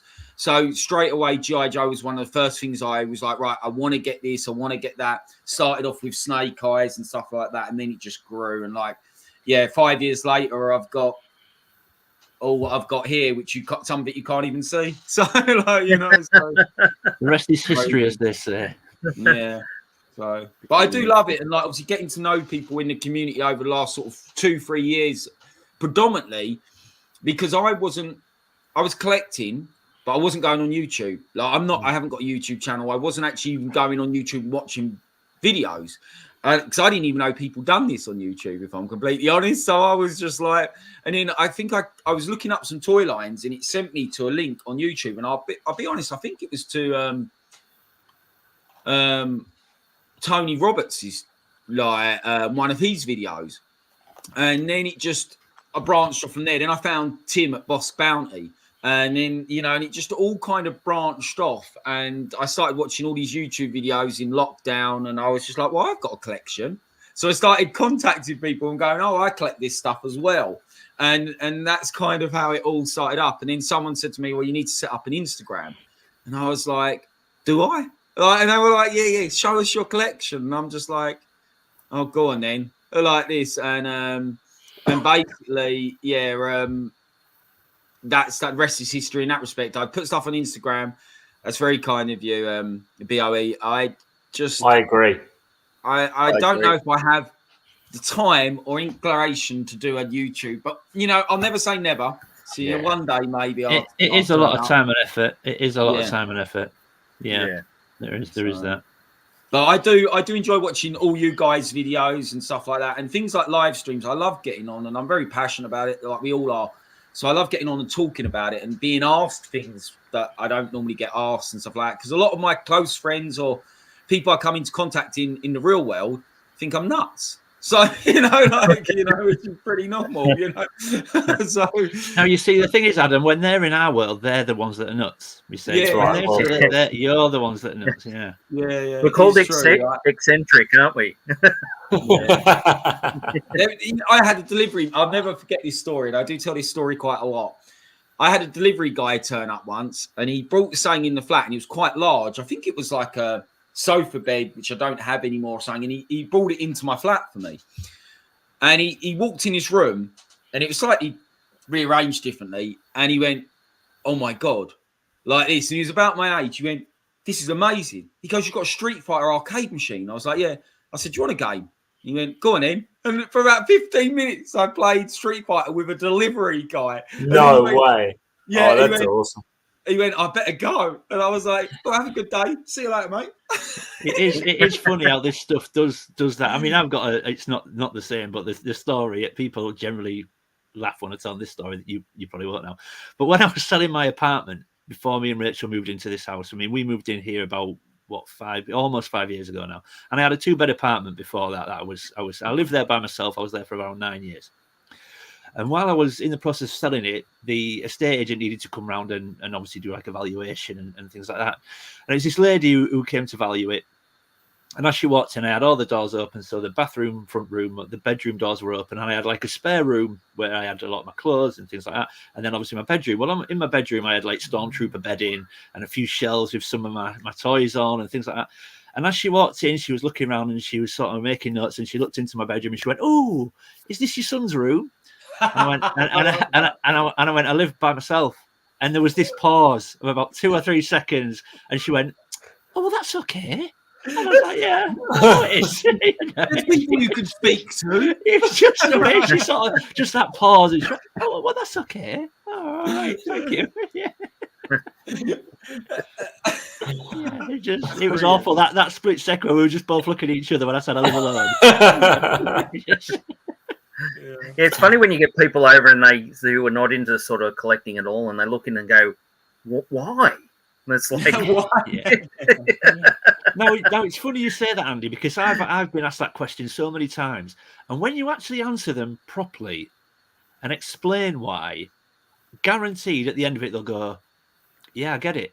I wish I've done that to a few people that have walked into this room. Not many people come in here when they come, but most people have the same reaction to what Adam's just said. They'll sort of question it at first, but then they walk in and they'll see things, especially if they're around the similar age, and they'll see things and they'll go, "Oh my God, I remember having that. Oh my God, I remember." Yeah. And once they do that, and then you explain to them why. I mean, personally, I collect because, even though my childhood was quite turbulent at times, it was a happy childhood still, and I generally got the toys I wanted, and I certainly wasn't spoiled, but I generally got the stuff I wanted, and it was a happier, simpler time where I had no stresses and strains of everyday life, of family, work, whatever you want to call it. And it instantly transports me back there, and I could have the worst day in the world, half an hour in this room, tinkering with a few of the shelves, and I'm happy as Larry. When you tell them that, the reaction I often get is, "Wow, yeah, I totally understand it. I wish I had something in my life that I could be that passionate about." And they completely do a U-turn when you explain it to them. So I think it's funny how you say that, how originally the reaction is, "What?" And they almost mocking you. But then when you show them and explain it, they often do a U-turn in my experience. Yeah.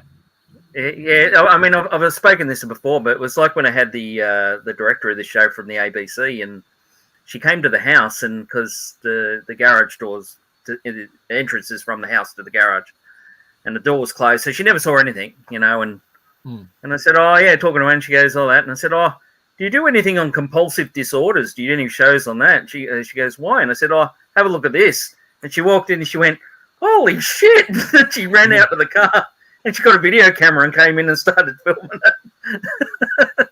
Yeah, it's just some people's reactions are priceless. But yeah, it's the same when I had a police officer come over. He had to check something, a safe, and he came in and he just, I said, "Are you going to check the safe?" He goes, "Oh, screw that. I'm too interested in looking around this." And he spent about 40 minutes looking around. I often think, even I live in a city which is probably got about 200,000 people in it roughly, and I often think, how many houses or flats or apartments have got lofts and they've just got tons of toys sitting in them lofts that they've never moved out of. So they've just put their childhood toys in a loft. And I often wonder how many just toys are waiting to be kind of let loose again into the world. And I often think that. And like, I was quite fortunate about a year ago. A friend of mine who lives in New York, he contacted me and he said, my mum's sorting out the loft in our family home and there's a lot of my childhood toys there. And he goes, do you mind going around and helping her with it? Because I know you've got vested interest. And I went round there and he had everything. He had masks, like last 17 Star Wars figures, all like with accessories, everything, boxes of stuff. And I just literally, my jaw hit the ground. And I was just like, and Transformers, all this kind of stuff. And I was like, look, I said, if you want me to, I can sell all this stuff for you. I said, like, you know, I'll research it. I'll put it all online, whether it be Facebook groups or eBay. I said, I'll sell it for you because they were going to give it to the charity shop. And I was like, no, I was like, this stuff is worth money to people and people will pay money for it. And it will go to a good home, which is more important than rather just being put in a charity shop. And so, I basically spent about 3 weeks just literally selling his childhood collection. And that's what I'd done. And they ended up with quite a bit of money from it. So, you know, it's just one of the things like, but, you know, and that was just one person. So I'm sure there's loads of people like around where we live, got these collections just sitting there and from their childhood and, you know, just waiting to be found or released into the wild. So, yeah. Well, it's what I did a few years back, Dave. Dave, you'll probably remember it because I think you had a few bits from it, didn't you? 3 years ago, about 3 years lockdown, I had a mate who his parents sort of lived down south and they were clearing out their attic. And he basically turned up outside my house one day with a boot full of boxes, just all his childhood stuff in it. That was G.I. Joe's, Transformers, Star Wars, just 4 or 5 crates of just in his boot. And he's like, can you sell this for me? Like, yeah, absolutely. I mean, he looked after me for it as well. You know, there was no money involved for me. He was just like, when you've done, make me some money and you can pick what you want out of it. And I was like, right, yeah, absolutely. Once in a lifetime stuff. So I have a question for you, Aussie guys, if you don't mind. I've been meaning to and I thought this was a perfect opportunity to ask you guys. Is there particular toy lines that are harder to get in your part of the world from what you know of than it is for, like, say, us or for the people in America and stuff like that? What ones you struggle with over there? Everything. Basically everything. It's always been hard. I mean, it's even sort of, as Scotty's mentioned, it's getting harder at the toy shows with the vintage stuff to get things now. But it's even noticed it's not even just getting harder; the quality of it's getting harder too. Okay. Yeah. So you notice we go to these toy shows and it's just they're vintage, but they just had it.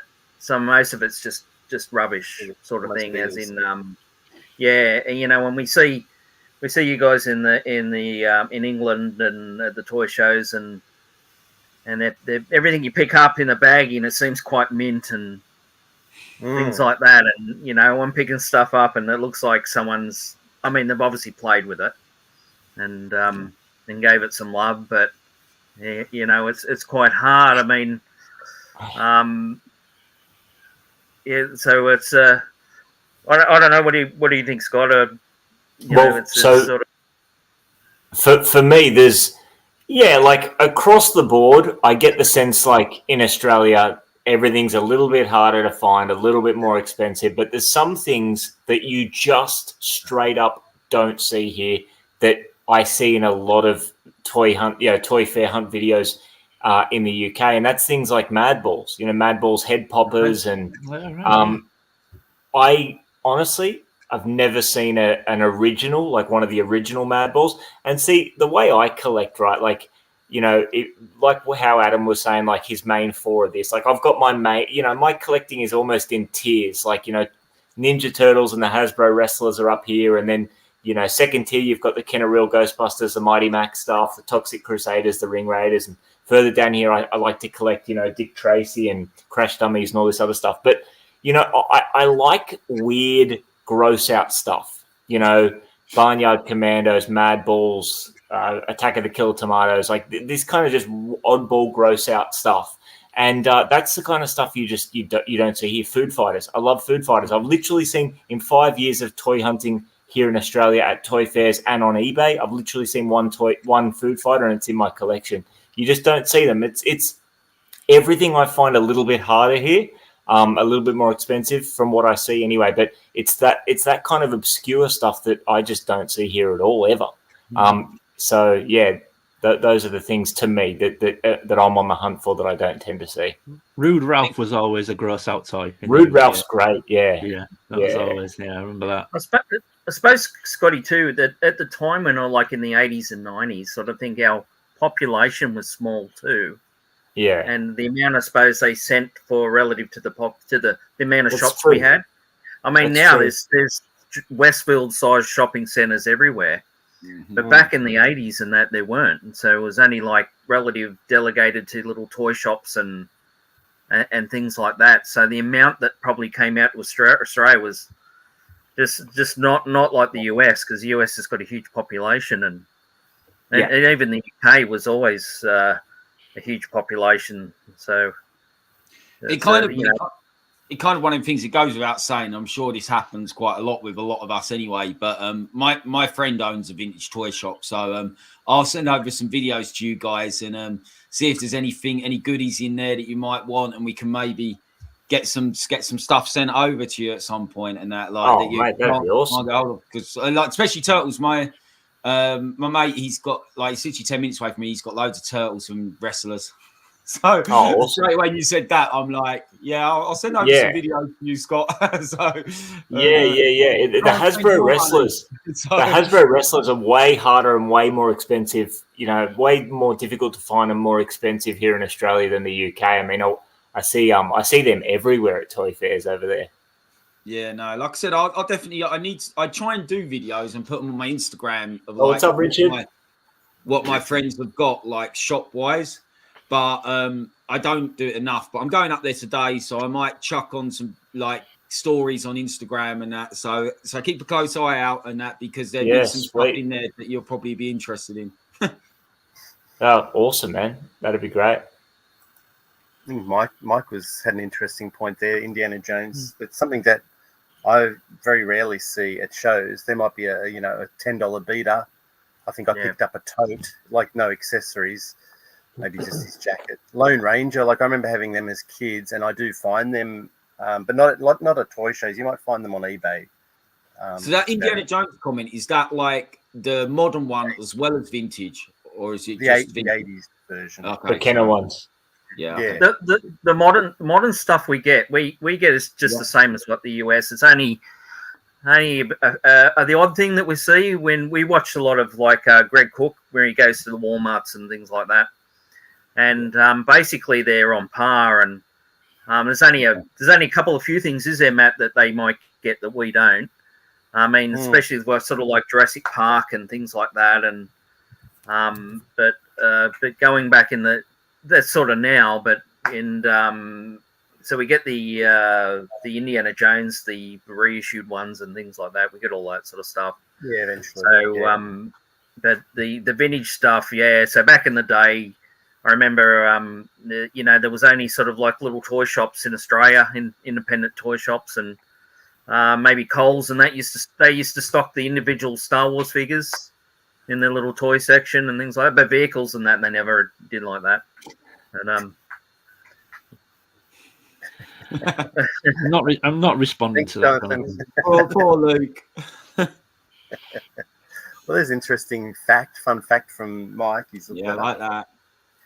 Yeah, so we've only had 10 million people in. Well, that's not quite 40.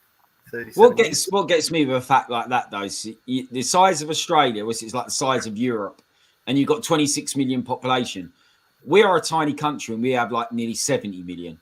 It's just like we've got so many people crammed into our little island. Like it's ridiculous. But we like our space. You see, we don't like anyone sort of like at least a couple of kilometers next to each other. So we start to punch them out.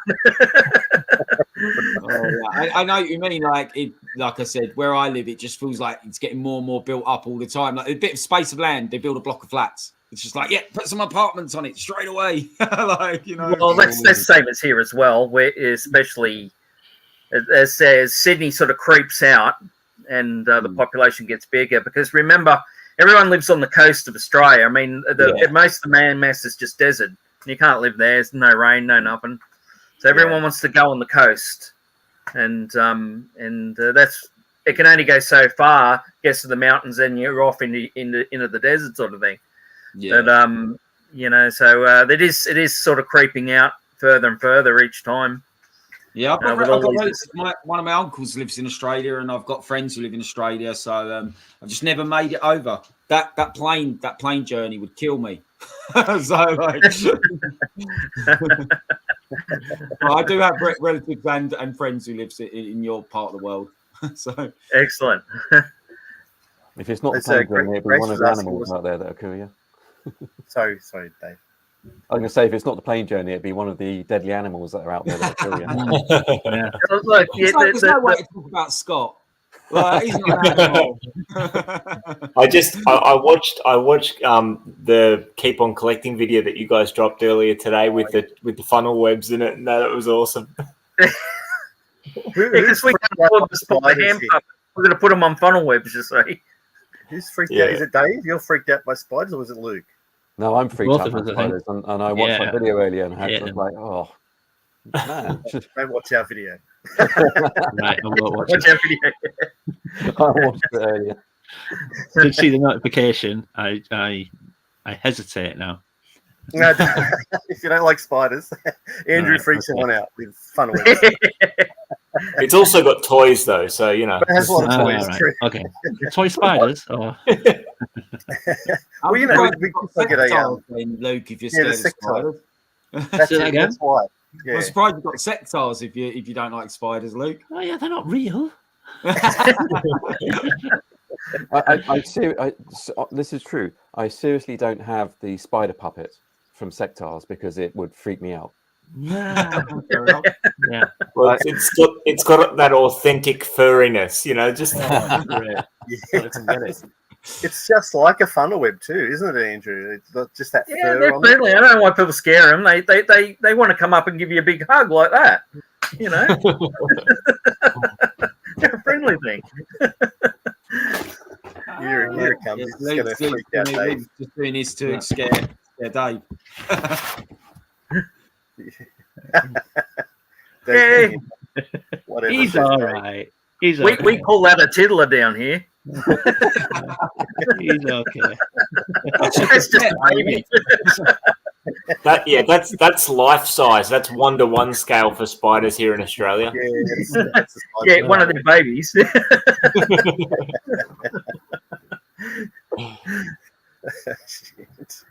If they jump, you have spiders that jump. That's just like, wow. No, the funnel webs don't jump. They raise up. Oh. Yeah, but some spiders jump. Yeah, I was going to say, you have some spiders that jump, right? Spiders, yeah, but nothing sort of like even the huntsmans.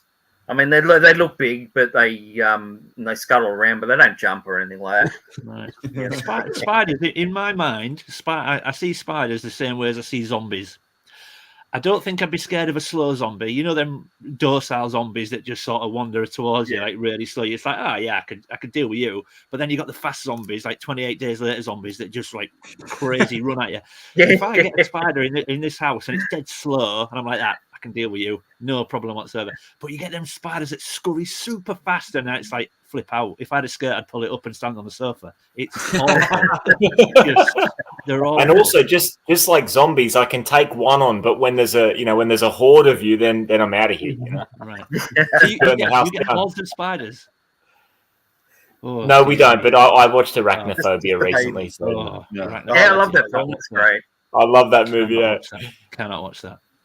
Remember that time, Andrew, when we were sitting in his car, and I think we just driven through Krispy Kreme, and we're sitting in the car park, just about to pull out our donuts, and I don't know where this bloody huge this huntsman came out, the size of my palm, came out. You've never seen two big girls get out of that car as fast as we did, I tell you. But huntsmen aren't poisonous. No, but They just look scary to They're go. intimidating to look at. Yeah, my dog ate one. It was bad. Really? Yeah. I love how Scott just said that. Like that makes all. They're not poisonous. So the size of your hand. No, but yeah, but huntsmen are scary to look at. But like I'd rather a big huntsman than a little funnel web. You know what I mean? Like, anyways, let's get off. I was about to say I've got my big Frank to scare everybody in the background anyway. So like he scares off any kind of. I love Big Frank. I hadn't noticed him, but he's awesome. He is awesome. Yeah, that was a on Street Fighter don't too. Get him, but he's wicked. He works and everything. And I do I look at him as like the overlord of the room. But I'm like Big Frank surveys the whole room. That's a cool toy. Yeah, it's really cool. You don't see them here either. No. See, That's another piece. they're not too bad to get in the UK, but they're hard to get that work and like they have all their tools. I don't have the tools with it. So you get like 2 or 3 tools. I don't have the tools with it, but yeah, they're pretty cool. As soon as I saw one, I was like, I've got to have one. Like they're 1993, so they're kind of later for me, but they're cool.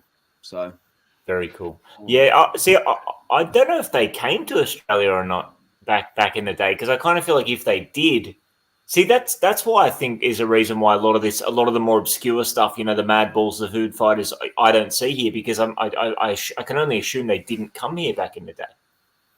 Yeah, maybe they just had a small distribution run. Who knows? Quite possibly. Yeah. So, but it's like talk about modern toy line. You just reminded me there. I've got a few of them. The Galaxy Galaxy Squadron, the Star Wars Galaxy Squadrons from Jazzwares. That's a really cool line. Like it's a bit like Micro Machinist, but it's a bit bigger. But they have stopped distributing completely in Europe now. So they only supply to America. So it's like really hard to get hold of that kind of stuff. And that was a big thing. Like everybody loves it, but for whatever reason, Jazzwares have basically decided not going to supply Europe anymore. So now you have to pay eBay kind of scalper prices to get it if you want it. It's crazy. Wow. See, I didn't realise Jazzwares was still going, actually. Yeah, well, they were, as of a month ago. I don't know if something's gone wrong since, but No, that's cool. Yeah. So, Adam, oh, sorry, Matt, you go ahead, Matt. No, you go ahead. That's all good. I was just going to ask, like, Adam, is there much modern stuff that you collect? Like, are you kind of 50-50 vintage and modern, or? So, I have got a spreadsheet because my job, I'm an analyst for work, so I spreadsheet my life, I think. But like, I have got a spreadsheet, so I do actually know the percentage split. But in terms of modern, it's quite small. I think it is only about 20% of my collection. Gotcha. But okay. Modern stuff is like Star Wars, TVC, and I'm looking up out there because I've got huge shelves full of Star Wars TVC. In terms of Jonathan's question, did you look into it? I looked at it, but I haven't purchased any. They're cool though. They're very cool. So yeah, I try. It's majority retro or vintage stuff. I do kind of go into the early 90s stuff, which I don't know if we can technically call vintage, but the early 90s stuff like the Micro Machine Star Wars stuff, even like I said, some of the early Turtles, I've got the odd little bit there, but nothing crazy. Just trying to have a look around now. But yeah, so not a lot. I've gone a long way around about answering a very simple question there, so apologies. No, that's fine. And look, if you're saying, if you're kind of working out your split of vintage and modern, like the 90s stuff, personally, I consider that vintage because, I'm almost 40 and I had it when I was a kid. But I think we've actually discussed this on a previous stream, like where do you draw the line at vintage? But the definition, I was looking this up a few weeks ago actually. Anything over 40 years is considered vintage. 40, and between 20 and 40, it's retro. That's like how they define it, obviously. And then you go older, like obviously 100 years antiques and stuff like that. So yeah, but that is apparently the real definition of what is considered vintage to people in the antique industry. It has to be over 40 years. See, I always thought retro referred to like modern stuff that's kind of like, retro inspired kind of thing, like all the re-releases and whatnot. But that's interesting. I mean, 40 years is kind of, to me, going back, like that's like saying late 80s stuff is not vintage. But I mean, these are we all have our own interpretations. Yeah. I think I agree. I would say for me, anything 80s is vintage, and then when you get into the 90s, I'm kind of like, don't know. I would agree just about. I think anything 80s for me, I would class as vintage. But I think even early 90s, I would still say, for me, I would class it as vintage. I don't know why that is. I think sort of 91, 92, I would still kind of see it as, because once it exceeds 30 years in my head, I think that's got to be seen as vintage. I don't know. I struggle to see anything from the 2000s as vintage, even though it's over 20 years at this point. But I kind of look at it as stuff that existed when I was a young child, even if it was from 1993 or 1994, when I was 10 years old. Like I still kind of see that as vintage. But the psychological thing about like people collecting is interesting, because I heard somewhere, I read somewhere that they kind of look at it in 20 years periods. So the 20 to 30 year age, like again, you're starting getting into like the late 90s, early 2000s. That's when them people are getting old and they're becoming, or older, and they're becoming nostalgic for them lines. So it tends to be that every 20 years, there's a massive nostalgia boom. So things around the year 2000, you would start to see, you would think, popping up at a lot of toy fairs these days, because that's people are now kind of got the disposable income. They might be mid 20s, late 20s, and they're going to start trying. You would think they'd start collecting it. That's kind of what they say. I don't know if I completely agree, but that's what they say. So. Yeah. It is interesting how everyone's sort of perception how they see it. I mean, you're a strictly like pre-90s man, is that right? Am I right in thinking that? But that doesn't mean I don't think 90s is vintage, though. That's my own rule, right? Is that for focus, because it's hard to focus, I draw a line at 1990. Yeah. But so when you say that, does that mean you would have something if it was 90, or does it have to be pre-90? Would you have something if it was 90? I've probably got stuff that's on the line, yeah. I mean, it's not a hard and fast rule, but yeah, I think I've got an Arnie figure that's 90. But yeah, I would say, if you look at, this is tricky because like those formal definitions, I think apply to other things other than vintage toys. So if you look at classic cars or furniture, all that kind of stuff, well, those have been around for hundreds of years or thousands of years. So it's a completely different timeline. Whereas toys, well, you're probably looking like really 1920s, I guess, or 30s might be the earliest kind of form of toys, and really it only exploded in the 60s, maybe. Right. Well, what was the first action figure? I mean, because there's toys come in all different forms, but when you think action figures, is that like a product of the what? I mean, I would say 60s. Yeah, I'd say 60s. Yeah, 60s. So it's a completely different timeline to like all those other industries. So I would say that it is still really young, right? It's like the oldest of the oldest toys are probably 40 or 50 years that we think about, right? If you ignore trains and dinky cars and stuff. Yeah. So so I don't know. But I would say for me, mid 90s is probably still vintage. When you're heading towards 2000s, I would say it's not at the moment. I've got a question or an observation. I've noticed a lot, and I don't know if it's the same in Oz, but I've noticed a lot that at the toy shows, more 90s stuff is creeping into the fairs, like your Toxic Crusaders, like your TMNT. There's definitely a lot more of that early 90s stuff creeping in. And I see a lot more of that, but that's just me. I completely agree, Adam. The 80s stuff is getting hard, even in the UK.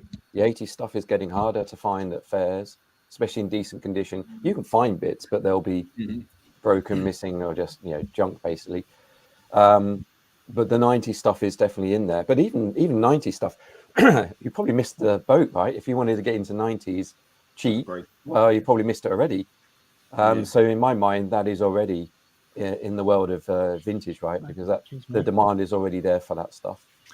Again, I mean, I do find it fascinating, this sort of thing. But I've got to admit, I mean, I've consciously tried to focus more on what vintage toys, what we're talking about. But it's timeline again that I do find interesting. But weirdly, like I said a minute ago, I still class anything early 90s. In my head, I think that for me is a vintage toy. Once it gets closer to 95 and heading towards 2000, then I kind of go, no, not. If it's getting close, because I remember 2000 where I was, what I was doing, it's not so early. But Scott, I mean, I've got to say, your channel has mainly influenced me into. I am dabbling now in early 90s stuff. I'm starting to look at toy lines with real sort of a serious sort of idea of picking them up. Mostly that I've seen on your channel, and I think you've probably convinced me that early 90s stuff is vintage, because I think I would have been very much Dave's idea previously, that if it's into the 90s, I don't know if I class it as vintage, it's 80s. Whereas now, early 90s stuff for me, I still look at and go, yeah. And it's massively, it seems more appealing than it used to be to me in a very, very short space of time. One line that I've started picking up recently, and it's right on that cusp, is I started watching the Batman animated series on Netflix currently. I've never seen it. It's an early 90s series. I've never seen it, but I've heard a lot of good things about it. It's absolutely superb. I'm only around 15, 16 episodes in at the moment. It's brilliant. So I started looking at Batman. Now, not necessarily the animated series figures, but it made me remember the Toy Biz Batman line, which was sort of 89, 90, 91. And even in early 90s, but I'm looking at that thinking, well, yeah, I remember that. I was sort of 11, 12 at the time. And now, maybe a year ago, 18 months ago, anything in the 90s, I probably would have gone, no, it's not for me. But now, if it's early 90s especially, immediately I'll consider it. I just think it don't put me off at all, whereas I think 18 months ago it probably would have. Bill and Ted was another one. Saw them on your channel, had a quick look. Right, yeah, they're 90s figures. Massively appealed to me, whereas I think 18 months they wouldn't have done. And I find that fascinating, that my mindset has changed so quickly from what I consider and what I probably wouldn't have done 18 months ago. Yeah, it's really interesting. For sure. Yeah, I mean, I don't know. I mean, I'm biased because I was born at a time where I was like perfectly positioned to really enjoy toys in 1991, 2, 3. But, you know, even with that bias, I just think some of the coolest toys were coming from that era. If I strip nostalgia away and I look at it from the perspective of like toy art, like sculpts and colors and accessories and storytelling and creativity, and you know, the companies like Playmates and Kenner and so on had obviously learned a lot during the 80s and were just starting to really hit their stride and produce some really cool stuff. So, I mean, I like early 90s stuff. But my line is 95 because I started high school in 96. So I just, for some reason, it's like this.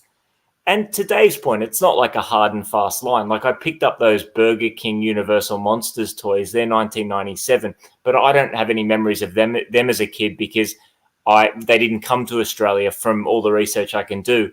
But they're just the closest comparison point to the Remco mini monsters that I really want. And obviously they're 1980s toys, and those toys feel like an homage to those 80s Remco mini monsters. But anyways, 95 is kind of where it ends for me. Like aside from, you know, those Universal Monsters figures, like Street Sharks are the latest thing I've got in my collection. They're 95. Yeah, and I was saying earlier, Scott, about my mate owns a toy shop. He's got a load of Street Sharks just turned up, boxed ones and loose ones, and I have to send you over a bit. They're awesome. But you say about when you stopped, like the toy lines, kind of, you went to high schools in 95 or 96? 95 was my last year of what primary school to us here. Yeah. And I was still playing with toys then, whereas when I started high school, even though I think I turned 13, so I was still 12 when I started high school, but for some reason, not for some reason, I'm amongst older kids. You know, I'm like, you know what, no, but I still played because I was into Warhammer and stuff like that when I started high school. So there was still play, but it wasn't like action figures. You know what I mean? Like the stuff that is behind all of us. So yeah. See, I went to high school in '92, so I'd have been 11, and that I can vividly remember. I pretty much, it wasn't like a hard and fast rule, but I pretty much just stopped playing with toys. As soon as I went to high school, I just stopped playing with toys. So so I don't like that kind of 91 sort of up to 95. I don't really remember a lot of the toys. And I remember the original, like, obviously I know you're a big Turtles fan. I remember the original Turtles line coming out and stuff like that. But when they started getting all like the crazy kind of undercover ones, I don't remember them at all. And I only see them from your videos and other people's videos because I just don't remember them at all. So, like, it's bizarre. Yeah, no, it makes sense though. Like, yeah, so when I started high school, I had the original PlayStation. So I was playing video games. I was playing Warhammer. I don't think I was building Lego anymore. I think it was pretty much just like, you know, miniature painting and playing, you know, Warhammer war games and that sort of stuff and video games. And that was kind of it. The action figures very much got put to rest. What about other people? Did they find that when they went to like sort of secondary school, high school? Did they feel like they dropped off from playing with toys? Was it a natural kind of thing? No. Well, yes. can I? Go on. I had younger brothers, and they still wanted to play. They were still in like infant school, and they still wanted to play. And I guess they pointed to me for the imagination of the games a lot of the time. So I just kept playing with my toys. That makes sense with younger siblings though. Like that makes perfect sense. They kept me young, I guess, in a way. Yeah. So very I can't say I have conscious memories of stopping with maybe playing with my toys or action figures when I got into secondary school. The only memory, real vivid memory I have is I think I must have been conscious of it because I just started secondary school and I used to walk to school where we lived. My mum and dad had split up a few years ago, and we lived in fact above the hairdressers, the apartment that I showed on the channel above the hairdressers. We were living there, and so school was a short walk. But I used to walk with Michelangelo in my pocket, but I used to mess around with him on the way to school and mess around with him on the way home, but I don't ever remember having him out at school. So I think it was a thing of, I don't want anyone to know I've got Michelangelo with me. I'm going to stick him in my pocket and mess around with him on the way, and then mess around with him on the way home. I don't know why it was Michelangelo, because I don't remember being a huge Turtles. You know, I thought you were using a euphemism for a minute, Luke. But, I was like, fiddling around on the way to work, on the way to school. Yeah, and it was just one of those that I remember that, and I think that must have been because I was conscious of playing with toys at the time. Now I'm in secondary school, but yeah, I think it probably was the start of the demise of toys and the start of sports and probably even girls and stuff. But football was a big kind of tipping point for me. Getting into football was like where nothing else mattered. So like through the 90s, nothing else mattered to me except football. So like that was a big thing. So is Mike saying there that the action figures of Star Wars, they were so off-putting that you went to trading cards. Yeah, they took priority. The power of the Force line and stuff was big. So I've still got a couple. The power of the Force line's coming a bit.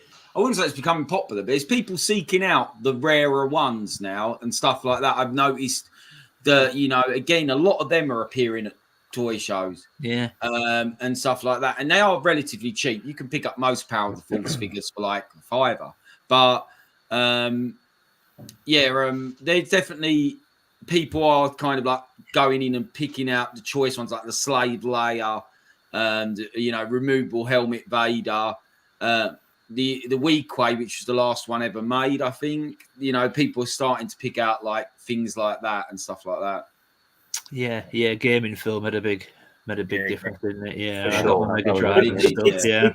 It's interesting though, like going back a few years to when I was in prime toy age. Like you think about how much these days, how big a part of kids' childhoods these days gaming is. Fortnite or whatever the game of choice is. Like you know, in 1993, when I got, or, you know, 1992, whatever it was, when I got my Super Nintendo, it was like the coolest thing imaginable. But it still didn't take action figure play away from me, you know, or even playing outside with the neighborhood kids. Like, as incredible as it was to play Street Fighter 2, which I'd only been able to play on the arcades at the local shops, to have that at home and be able to play that, as incredible as that was, as much of like a hallmark moment of my childhood that was, it wasn't enough to get me away from action figures. Whereas I feel like kids, you know, the notion of toys and action figure play and imagination these days is just lost the battle to gaming altogether. You know what I mean? It's interesting.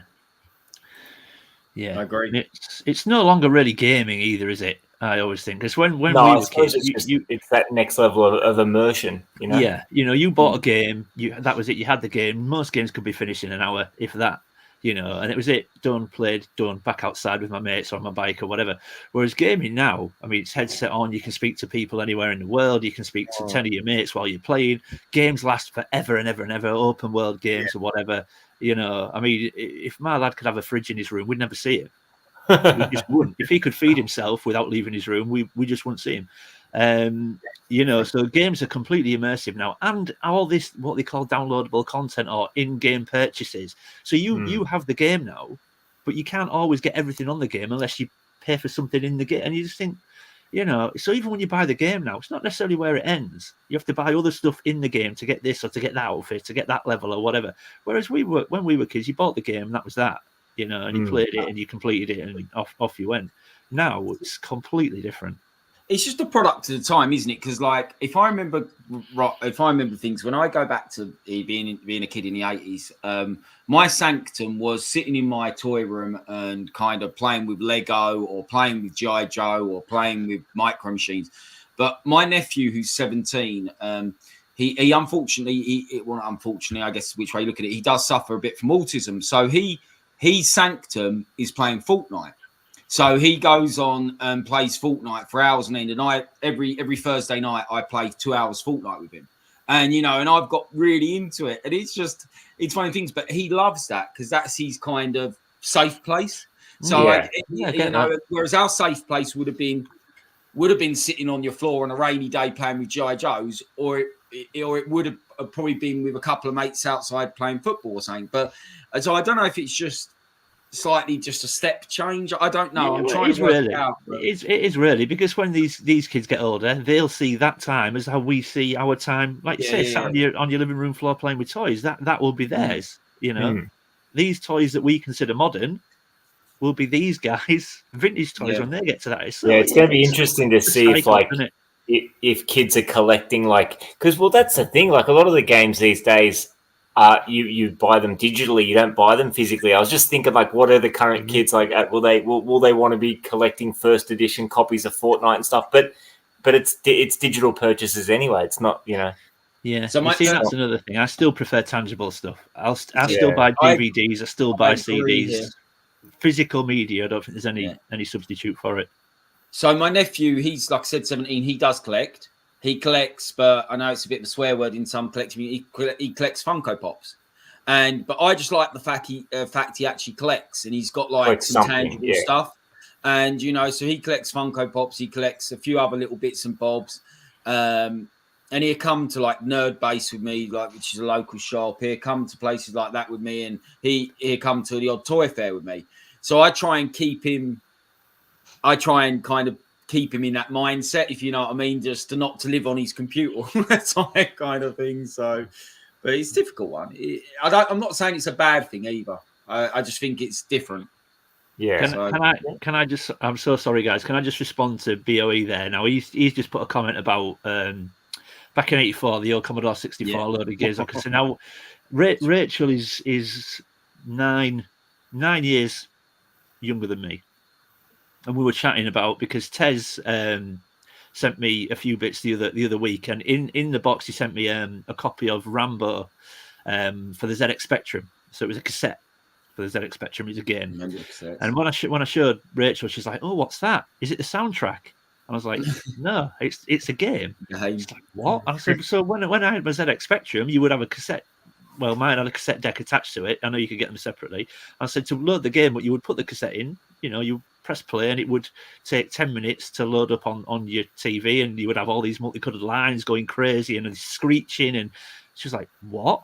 And I actually brought up on YouTube somebody loading up a game on a ZX Spectrum and said, this is what we would see. This is what we would see and hear. And it's like, oh my God, it's like killing my ears. You had to wait through 10 minutes. I said, yeah, if it worked, sometimes it would crash and you have to start all over again. Yeah, you'd have to reload it, yeah. All these crazy multicolored lines on your screen screeching away. And she was like, oh my God, that's what you did just to play that game. And then when the game came, well, at the time it was rubbish, but that was what we played at the time. And you couldn't save a game. That's something you couldn't save your progress. So like you kind of had to just play, and then you died. You had to do it all again. Floppy disk. Yeah, it was crazy. I remember having the Spectrum Amiga. We used to love Sensible Soccer on the Amiga. Yeah, it was great. But and Rachel's 35, and even she was looking at that, going, "What? That's what you used to do?" It's like, it used to be a really cool game. I don't know if anybody remembers it. I know it's turned into from toys to games, but a game called Nitro, which I used to play on the Amiga a lot, and it was a top-down car game. And I just remember it because me and my mates used to play it all the time. We used to be obsessed with it. But yeah, I don't think many people remember it. So maybe if I saw it, but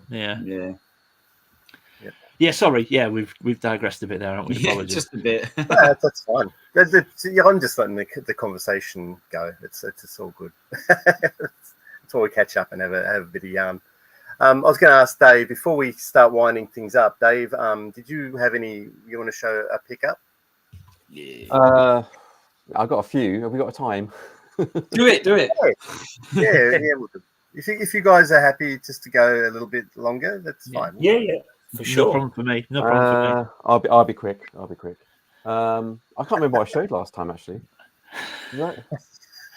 You've been to I did that, Dave. I did that. I looked around earlier. I can't remember what I showed last time I went, so I didn't pick anything up. As we were doing the stream, I've actually received a package from LVT today from Leicester. So have we got time I might open it, or I might a live unboxing, Dave. Are we talking? He hasn't done an unboxing for it like forever. It literally you got to arrived. open it now. You can't tease us all now. So let's see.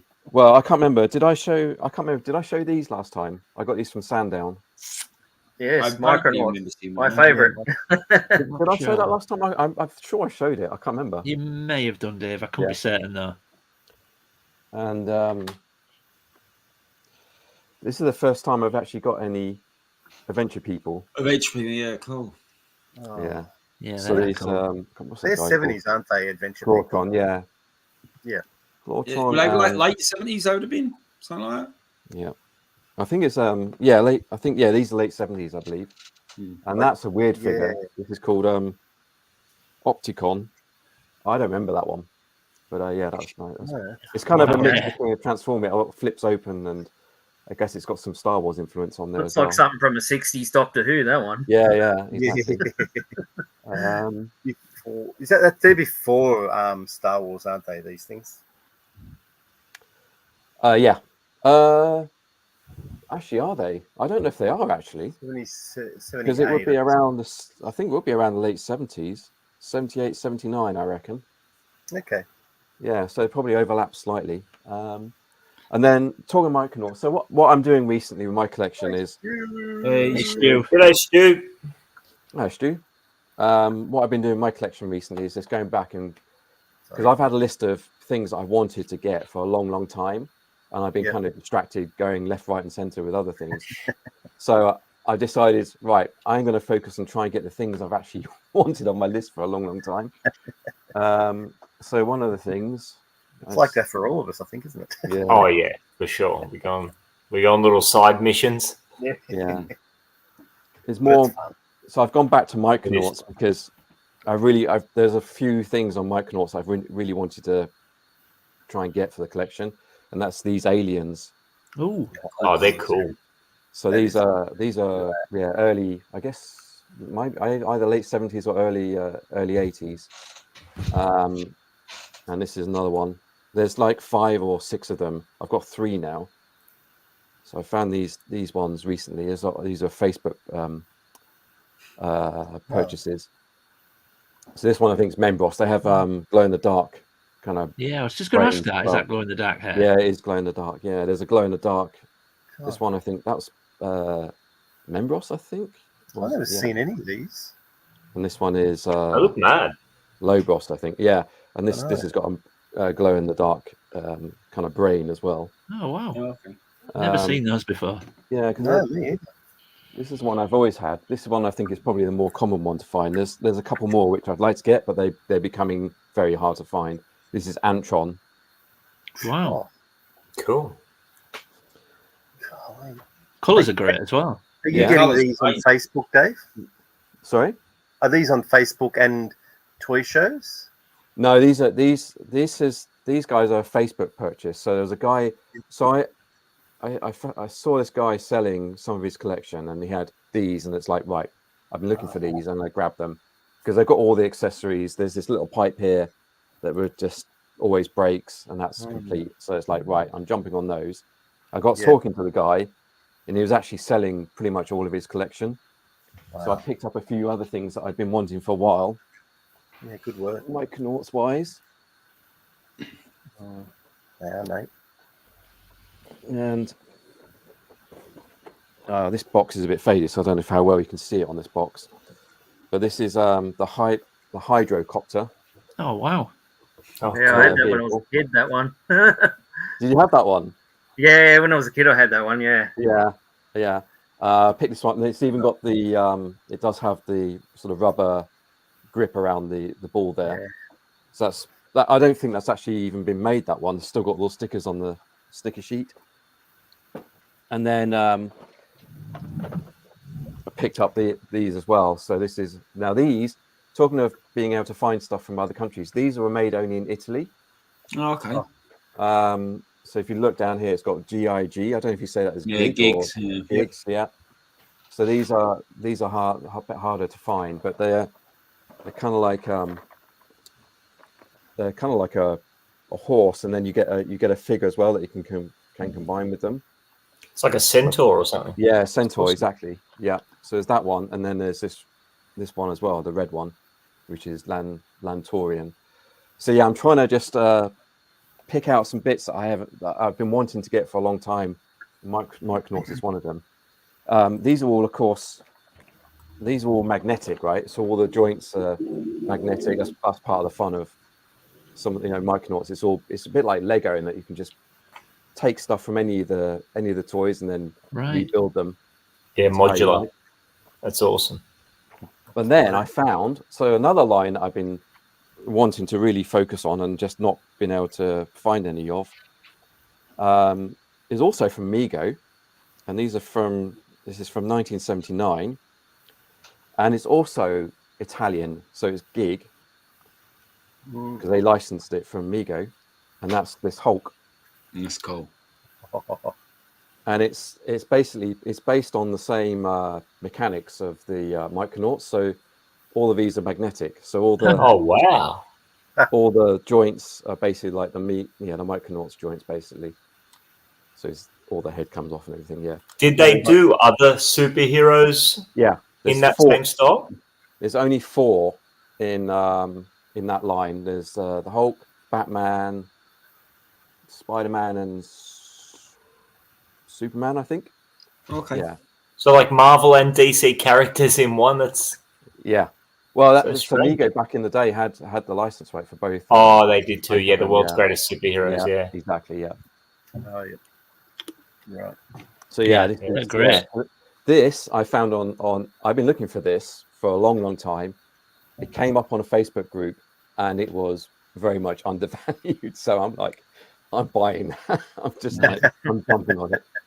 I'm surprised. No, I don't think anyone else knew what it was, and so they didn't bother.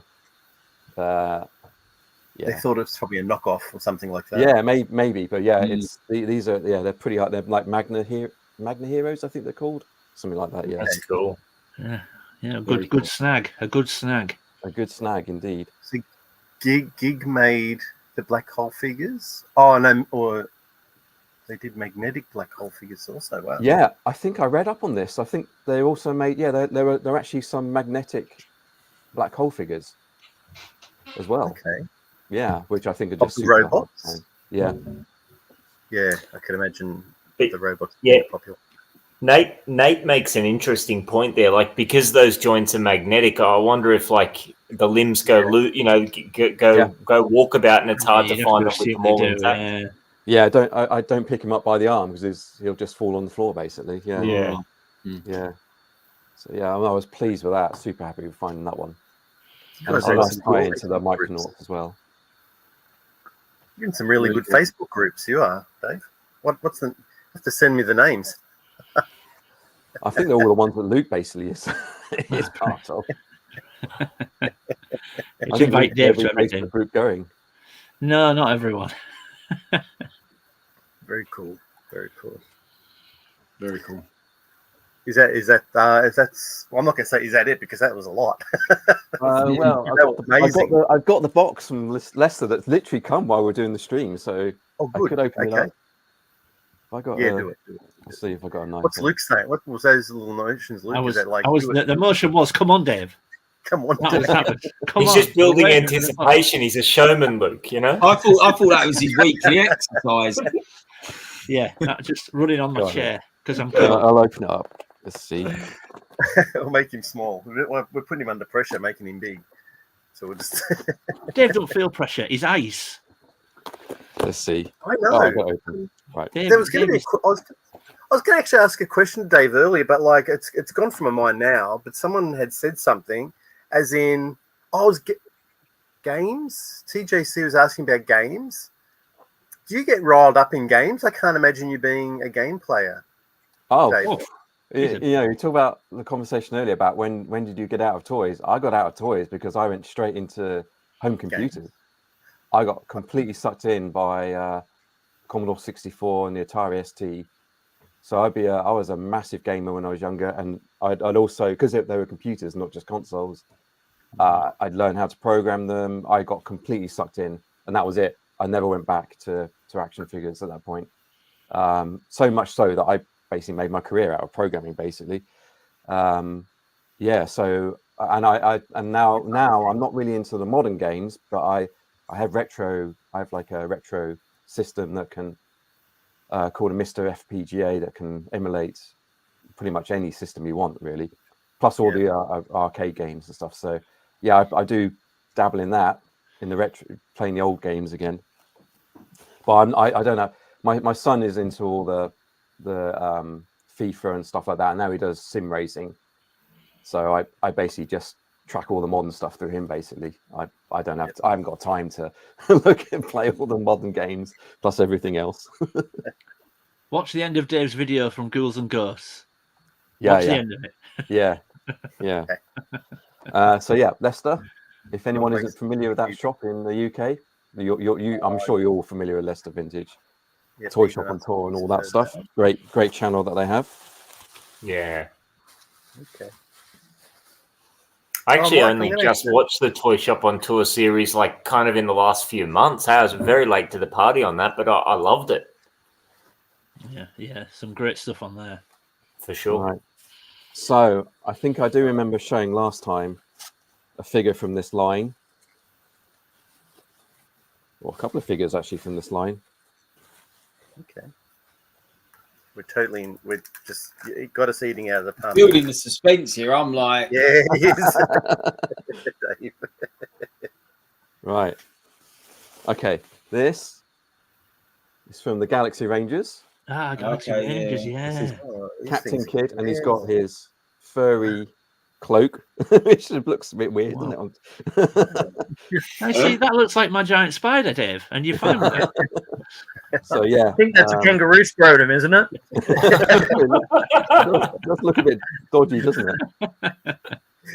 So yeah, and that should hang on there somehow. I'll have to work out how that is. But you never find this. Robbo's Toys. You'll see him in a few of my fair videos. He's got a box. He's actually got a carded version of this figure. It's the only Galaxy Ranger that I've ever seen carded. But yeah, so yeah, I've got that one loose, and then one more, hopefully. There we go.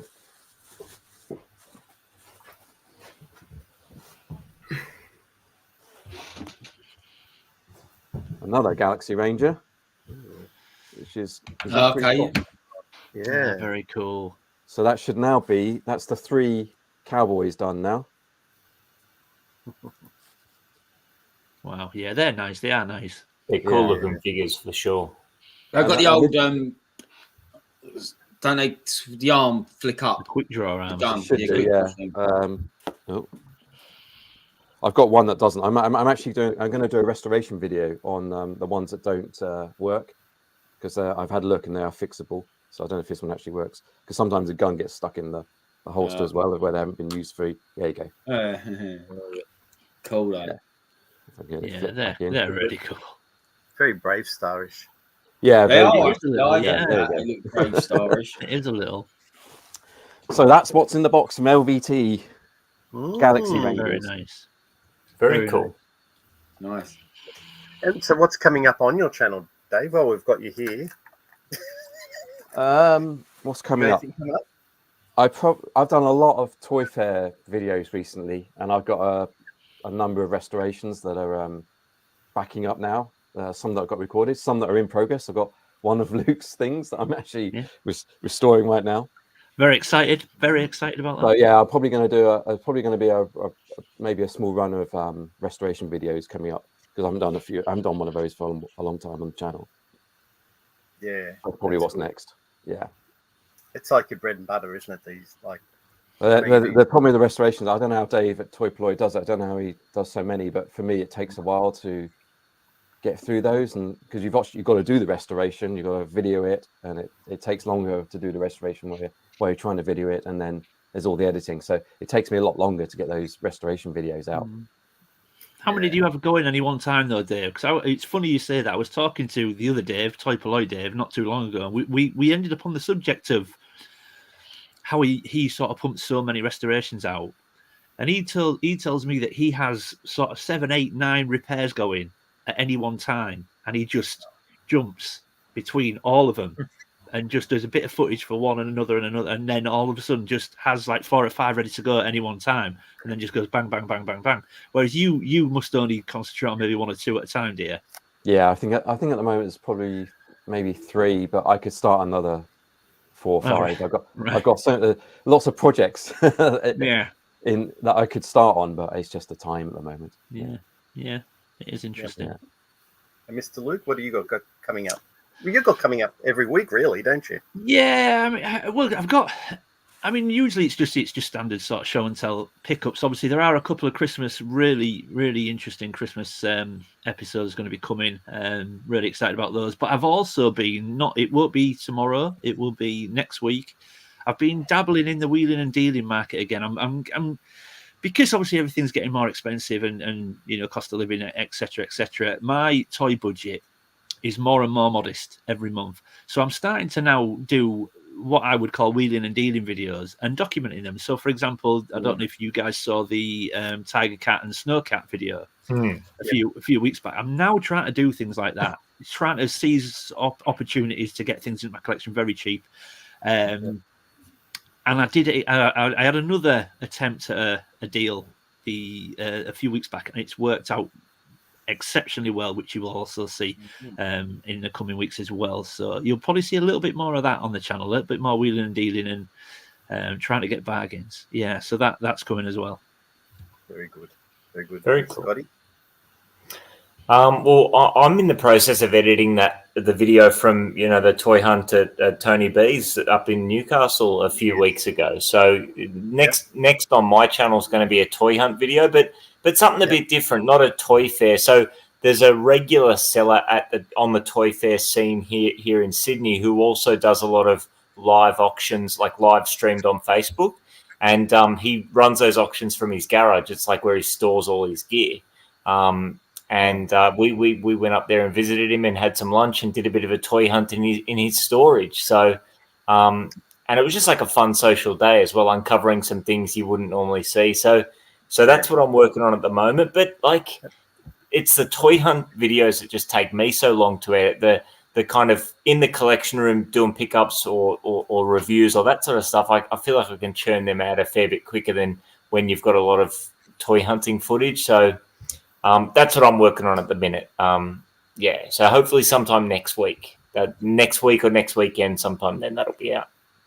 Yep. And Mr. Adam, thank you very much for joining. Just the usual kind of showing off a few bits. So I've got. Yep. I tend to stick to certain lines on certain weeks because I just like an OCD thing. Like I just like things neat and tidy on my Instagram. So I think I've got Star Wars and then some Micro Machines coming up, and then I'm going to have a couple of weeks break over Christmas where I don't actually put any reels up on my Instagram. I'm going to put some stories out, and also I'm quite close to 2,000 followers. So when I get 2,000 followers, I'm going to do a giveaway as well. Nice. So. Thank you. But yeah, so that's kind of with me. But yeah, no videos. I feel like I'm like kind of sitting here like all like flush because I don't have to spend hours with videos. But yeah, well, my videos for my Instagram probably take me a fraction of the time your videos take. So they're a bit easier to do. You going in any live streams? You inviting yourself on any? I don't know if I've got any. I don't know if I've got any coming up. I haven't put my name out there yet. I haven't started inviting myself on other ones. I'm always available, so I'm quite happy to haul myself about for live streams. But I'm sure I'll be on a few at some point. Like I said, I appreciate you having me on. I love talking obviously about toys and kind of seeing what other people collect and stuff like that. So yeah, it's just it's all good. It's been interesting getting to know you a little bit better. I know these guys probably know you quite well because they've bumped into you and have nice long chats. Definitely Luke and Dave. But I like Luke. I speak to obviously a fair amount, and obviously Dave I've met now at a couple of toys fairs, but then I've been like, it's weird because I've been watching your videos, like especially Scott's stuff, like with the TMNT stuff and stuff like that, which I find really interesting because, like I said, I remember the original line, but my kind of knowledge stopped after that because I didn't really get interested in it after that. So, but I find it really interesting when you see all kind of the weird ones and stuff like that exist in that line. So there's a lot of them. Oh, there's plenty of them for sure. Sure. How many figures, just out of real, do you know off the top of your head, how many figures did they make then in that? I don't know. I mean, it was a decade-long line, 88 to 97. But by the time you get to 97, like it's almost a different toy line. It doesn't, you know what I mean? And the interesting thing about Turtles was it was around for so long, and pop culture and toys in general changed so much between the late 80s and the late 90s. That they were just jumping on trends. They did troll turtles. They did micro play sets like Mighty Max when that was hot. They did transforming turtles. I mean, they kind of looked to piggyback whatever they could. So, but as for how many figures, I couldn't even guess. Yeah, I know with the G.I. Joe from 82 to 94, there's 600 G.I. Joe figures. Wow.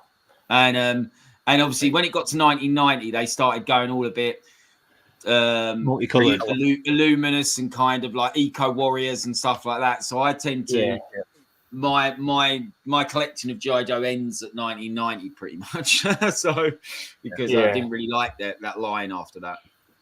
Yeah, I don't think there'd be quite 6. I mean, maybe there is, but I would probably guess maybe like 300 or 400. But it wouldn't surprise me if there's more.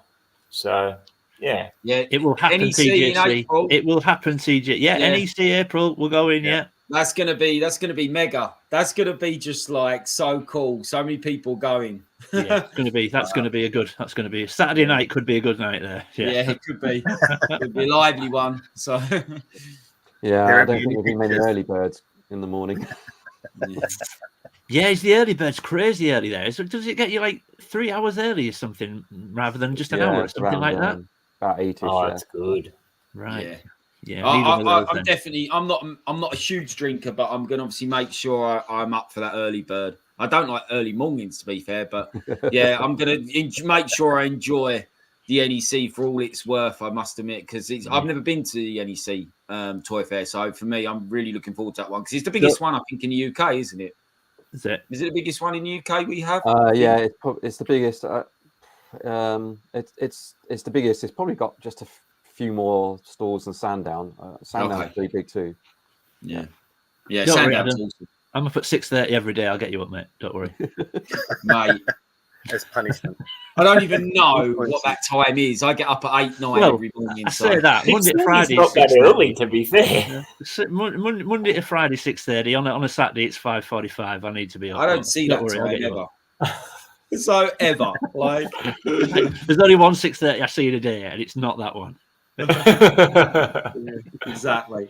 It's interesting though. Like I feel like the early bird in the toy fairs in the UK get you in there when the sellers are still setting up. Like you're kind of almost in there.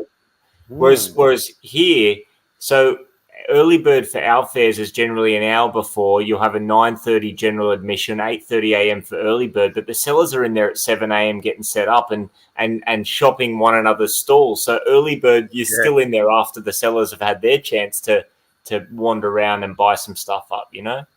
Well, Dave's probably more the expert, but I know Sandown, it threw me that you would walk in the same as the sellers. That really threw me a bit. Like, and you had to wait like half hour and then got a cup of tea because there's nothing hardly set up. I was like, this is good, like, you know, so it seemed a bit mad. But other ones I've been to are very similar to yours. Like they're set up the night before and then you get in before general public kind of thing. Yeah, Sandown's is quite unique because it is odd that they open the doors to the dealers and the sellers at the same time. Most of the other fairs I'm aware of, they allow dealers in to at least get going. But Sandown is odd. Sandow's because like Echo Early Bird is like an hour. That's just an hour, isn't it, before general admission, and everyone's already set up by then. Yeah, I don't think it's an hour. I think it's like 45 minutes or something. Is it? And everyone's already set up, though, aren't they? Yeah. You know, it's just ready to go. Whereas, I mean, I've not been to an EC before. I'm really excited about it, and obviously the early bird will. But I mean, I always think is early bird only necessary if there's something specific you want and you know is going to be there, or you know, you just think to yourself, is it just worth having it? People as well. It's less people because Sandown gets mobbed once the public are in. And that's so for me, it's just volume of people. Right. So it's easier to film as well if you're filming a toy hunt video when it's way less packed than when it's jam packed. Yeah, because I'm going to have to make a video of it. It seems like it'll be my first one. I'm going to have to do some footage. So yeah, looking forward to it. Though, really excited. Awesome. Well, thank you very much, Adam, for joining us. Thank you again, Dave, Luke, Scotty. Welcome. Always a pleasure. Matt, you asked us. Can I ask you what's coming up on Keep On Collecting? I know you guys just dropped a video this afternoon, which I highly recommend people to go give a watch. But have you got anything else there for us to look forward to? Yeah, I'll probably work on the Collecticon video next. I've started looking at that one. That's pretty much it. I think we're going to have a bit of a Christmas catch up with some mates. I think you're going to be involved in that one, Scotty, with closer to Christmas. I'll just see how we go. Yeah, I haven't got too much planned, actually. So just, nothing much. I'm just trying to ease into Christmas, really. Fair enough. Just trying to ease into Christmas, not get bogged down in too much editing, and just so I can, chill out at Christmas and not have to worry about videos. So, yeah. Sorry, can I just jump back in? Sorry, Matt. I know you were just wrapping. Can I just jump back in and say also, I have got a collaboration coming. I just want to say that for your sake, Matt. It is coming. It is coming. There is a collaboration we Keep On Collecting coming on the channel as well. Sorry, yeah. Awesome. It is coming, Matt. It may be a few, but it is coming. Promise you. No, that's good. There was no time limit. It was just we just kind of did that, and whenever you wanted to put it out, you put it out. I do have a few other things obviously ahead of it, but it is coming. Just wanted to reassure you. Yeah, but in the meantime, go and check out DTM Collectibles. Go and check out that other Dave. He got the great. Really enjoyed that. Yeah, it was good. Yeah, it was a good one. Your part in it was brilliant, Luke. You know what? I thought there'd be more. I thought there'd be other people doing that. I did too. Because David said, even if you're not a fan of Doctor Who, get involved. So I thought there'd be more people doing it. That was just me. Yeah. That was awesome. Feather duster. Yeah. Thanks everyone in the chat for joining us. I'm not going to mention all. I can see you all in there, Mike and the BOE, Yeehaw, TJC, Retro Tinkernate. Yeah, it's all you're all fantastic. We can't do this without you all participating. Thanks everybody. Asking questions. We really appreciate it. Yeah, thanks. And if we don't catch you before Christmas, have a great Christmas. Enjoy your breaks. Yeah, and same as you gentlemen as well. But I'm sure we'll probably have a chat one way or another, for sure. All right, everybody. Thank you very much, and we'll see you soon. See you later, folks. Bye. See you later.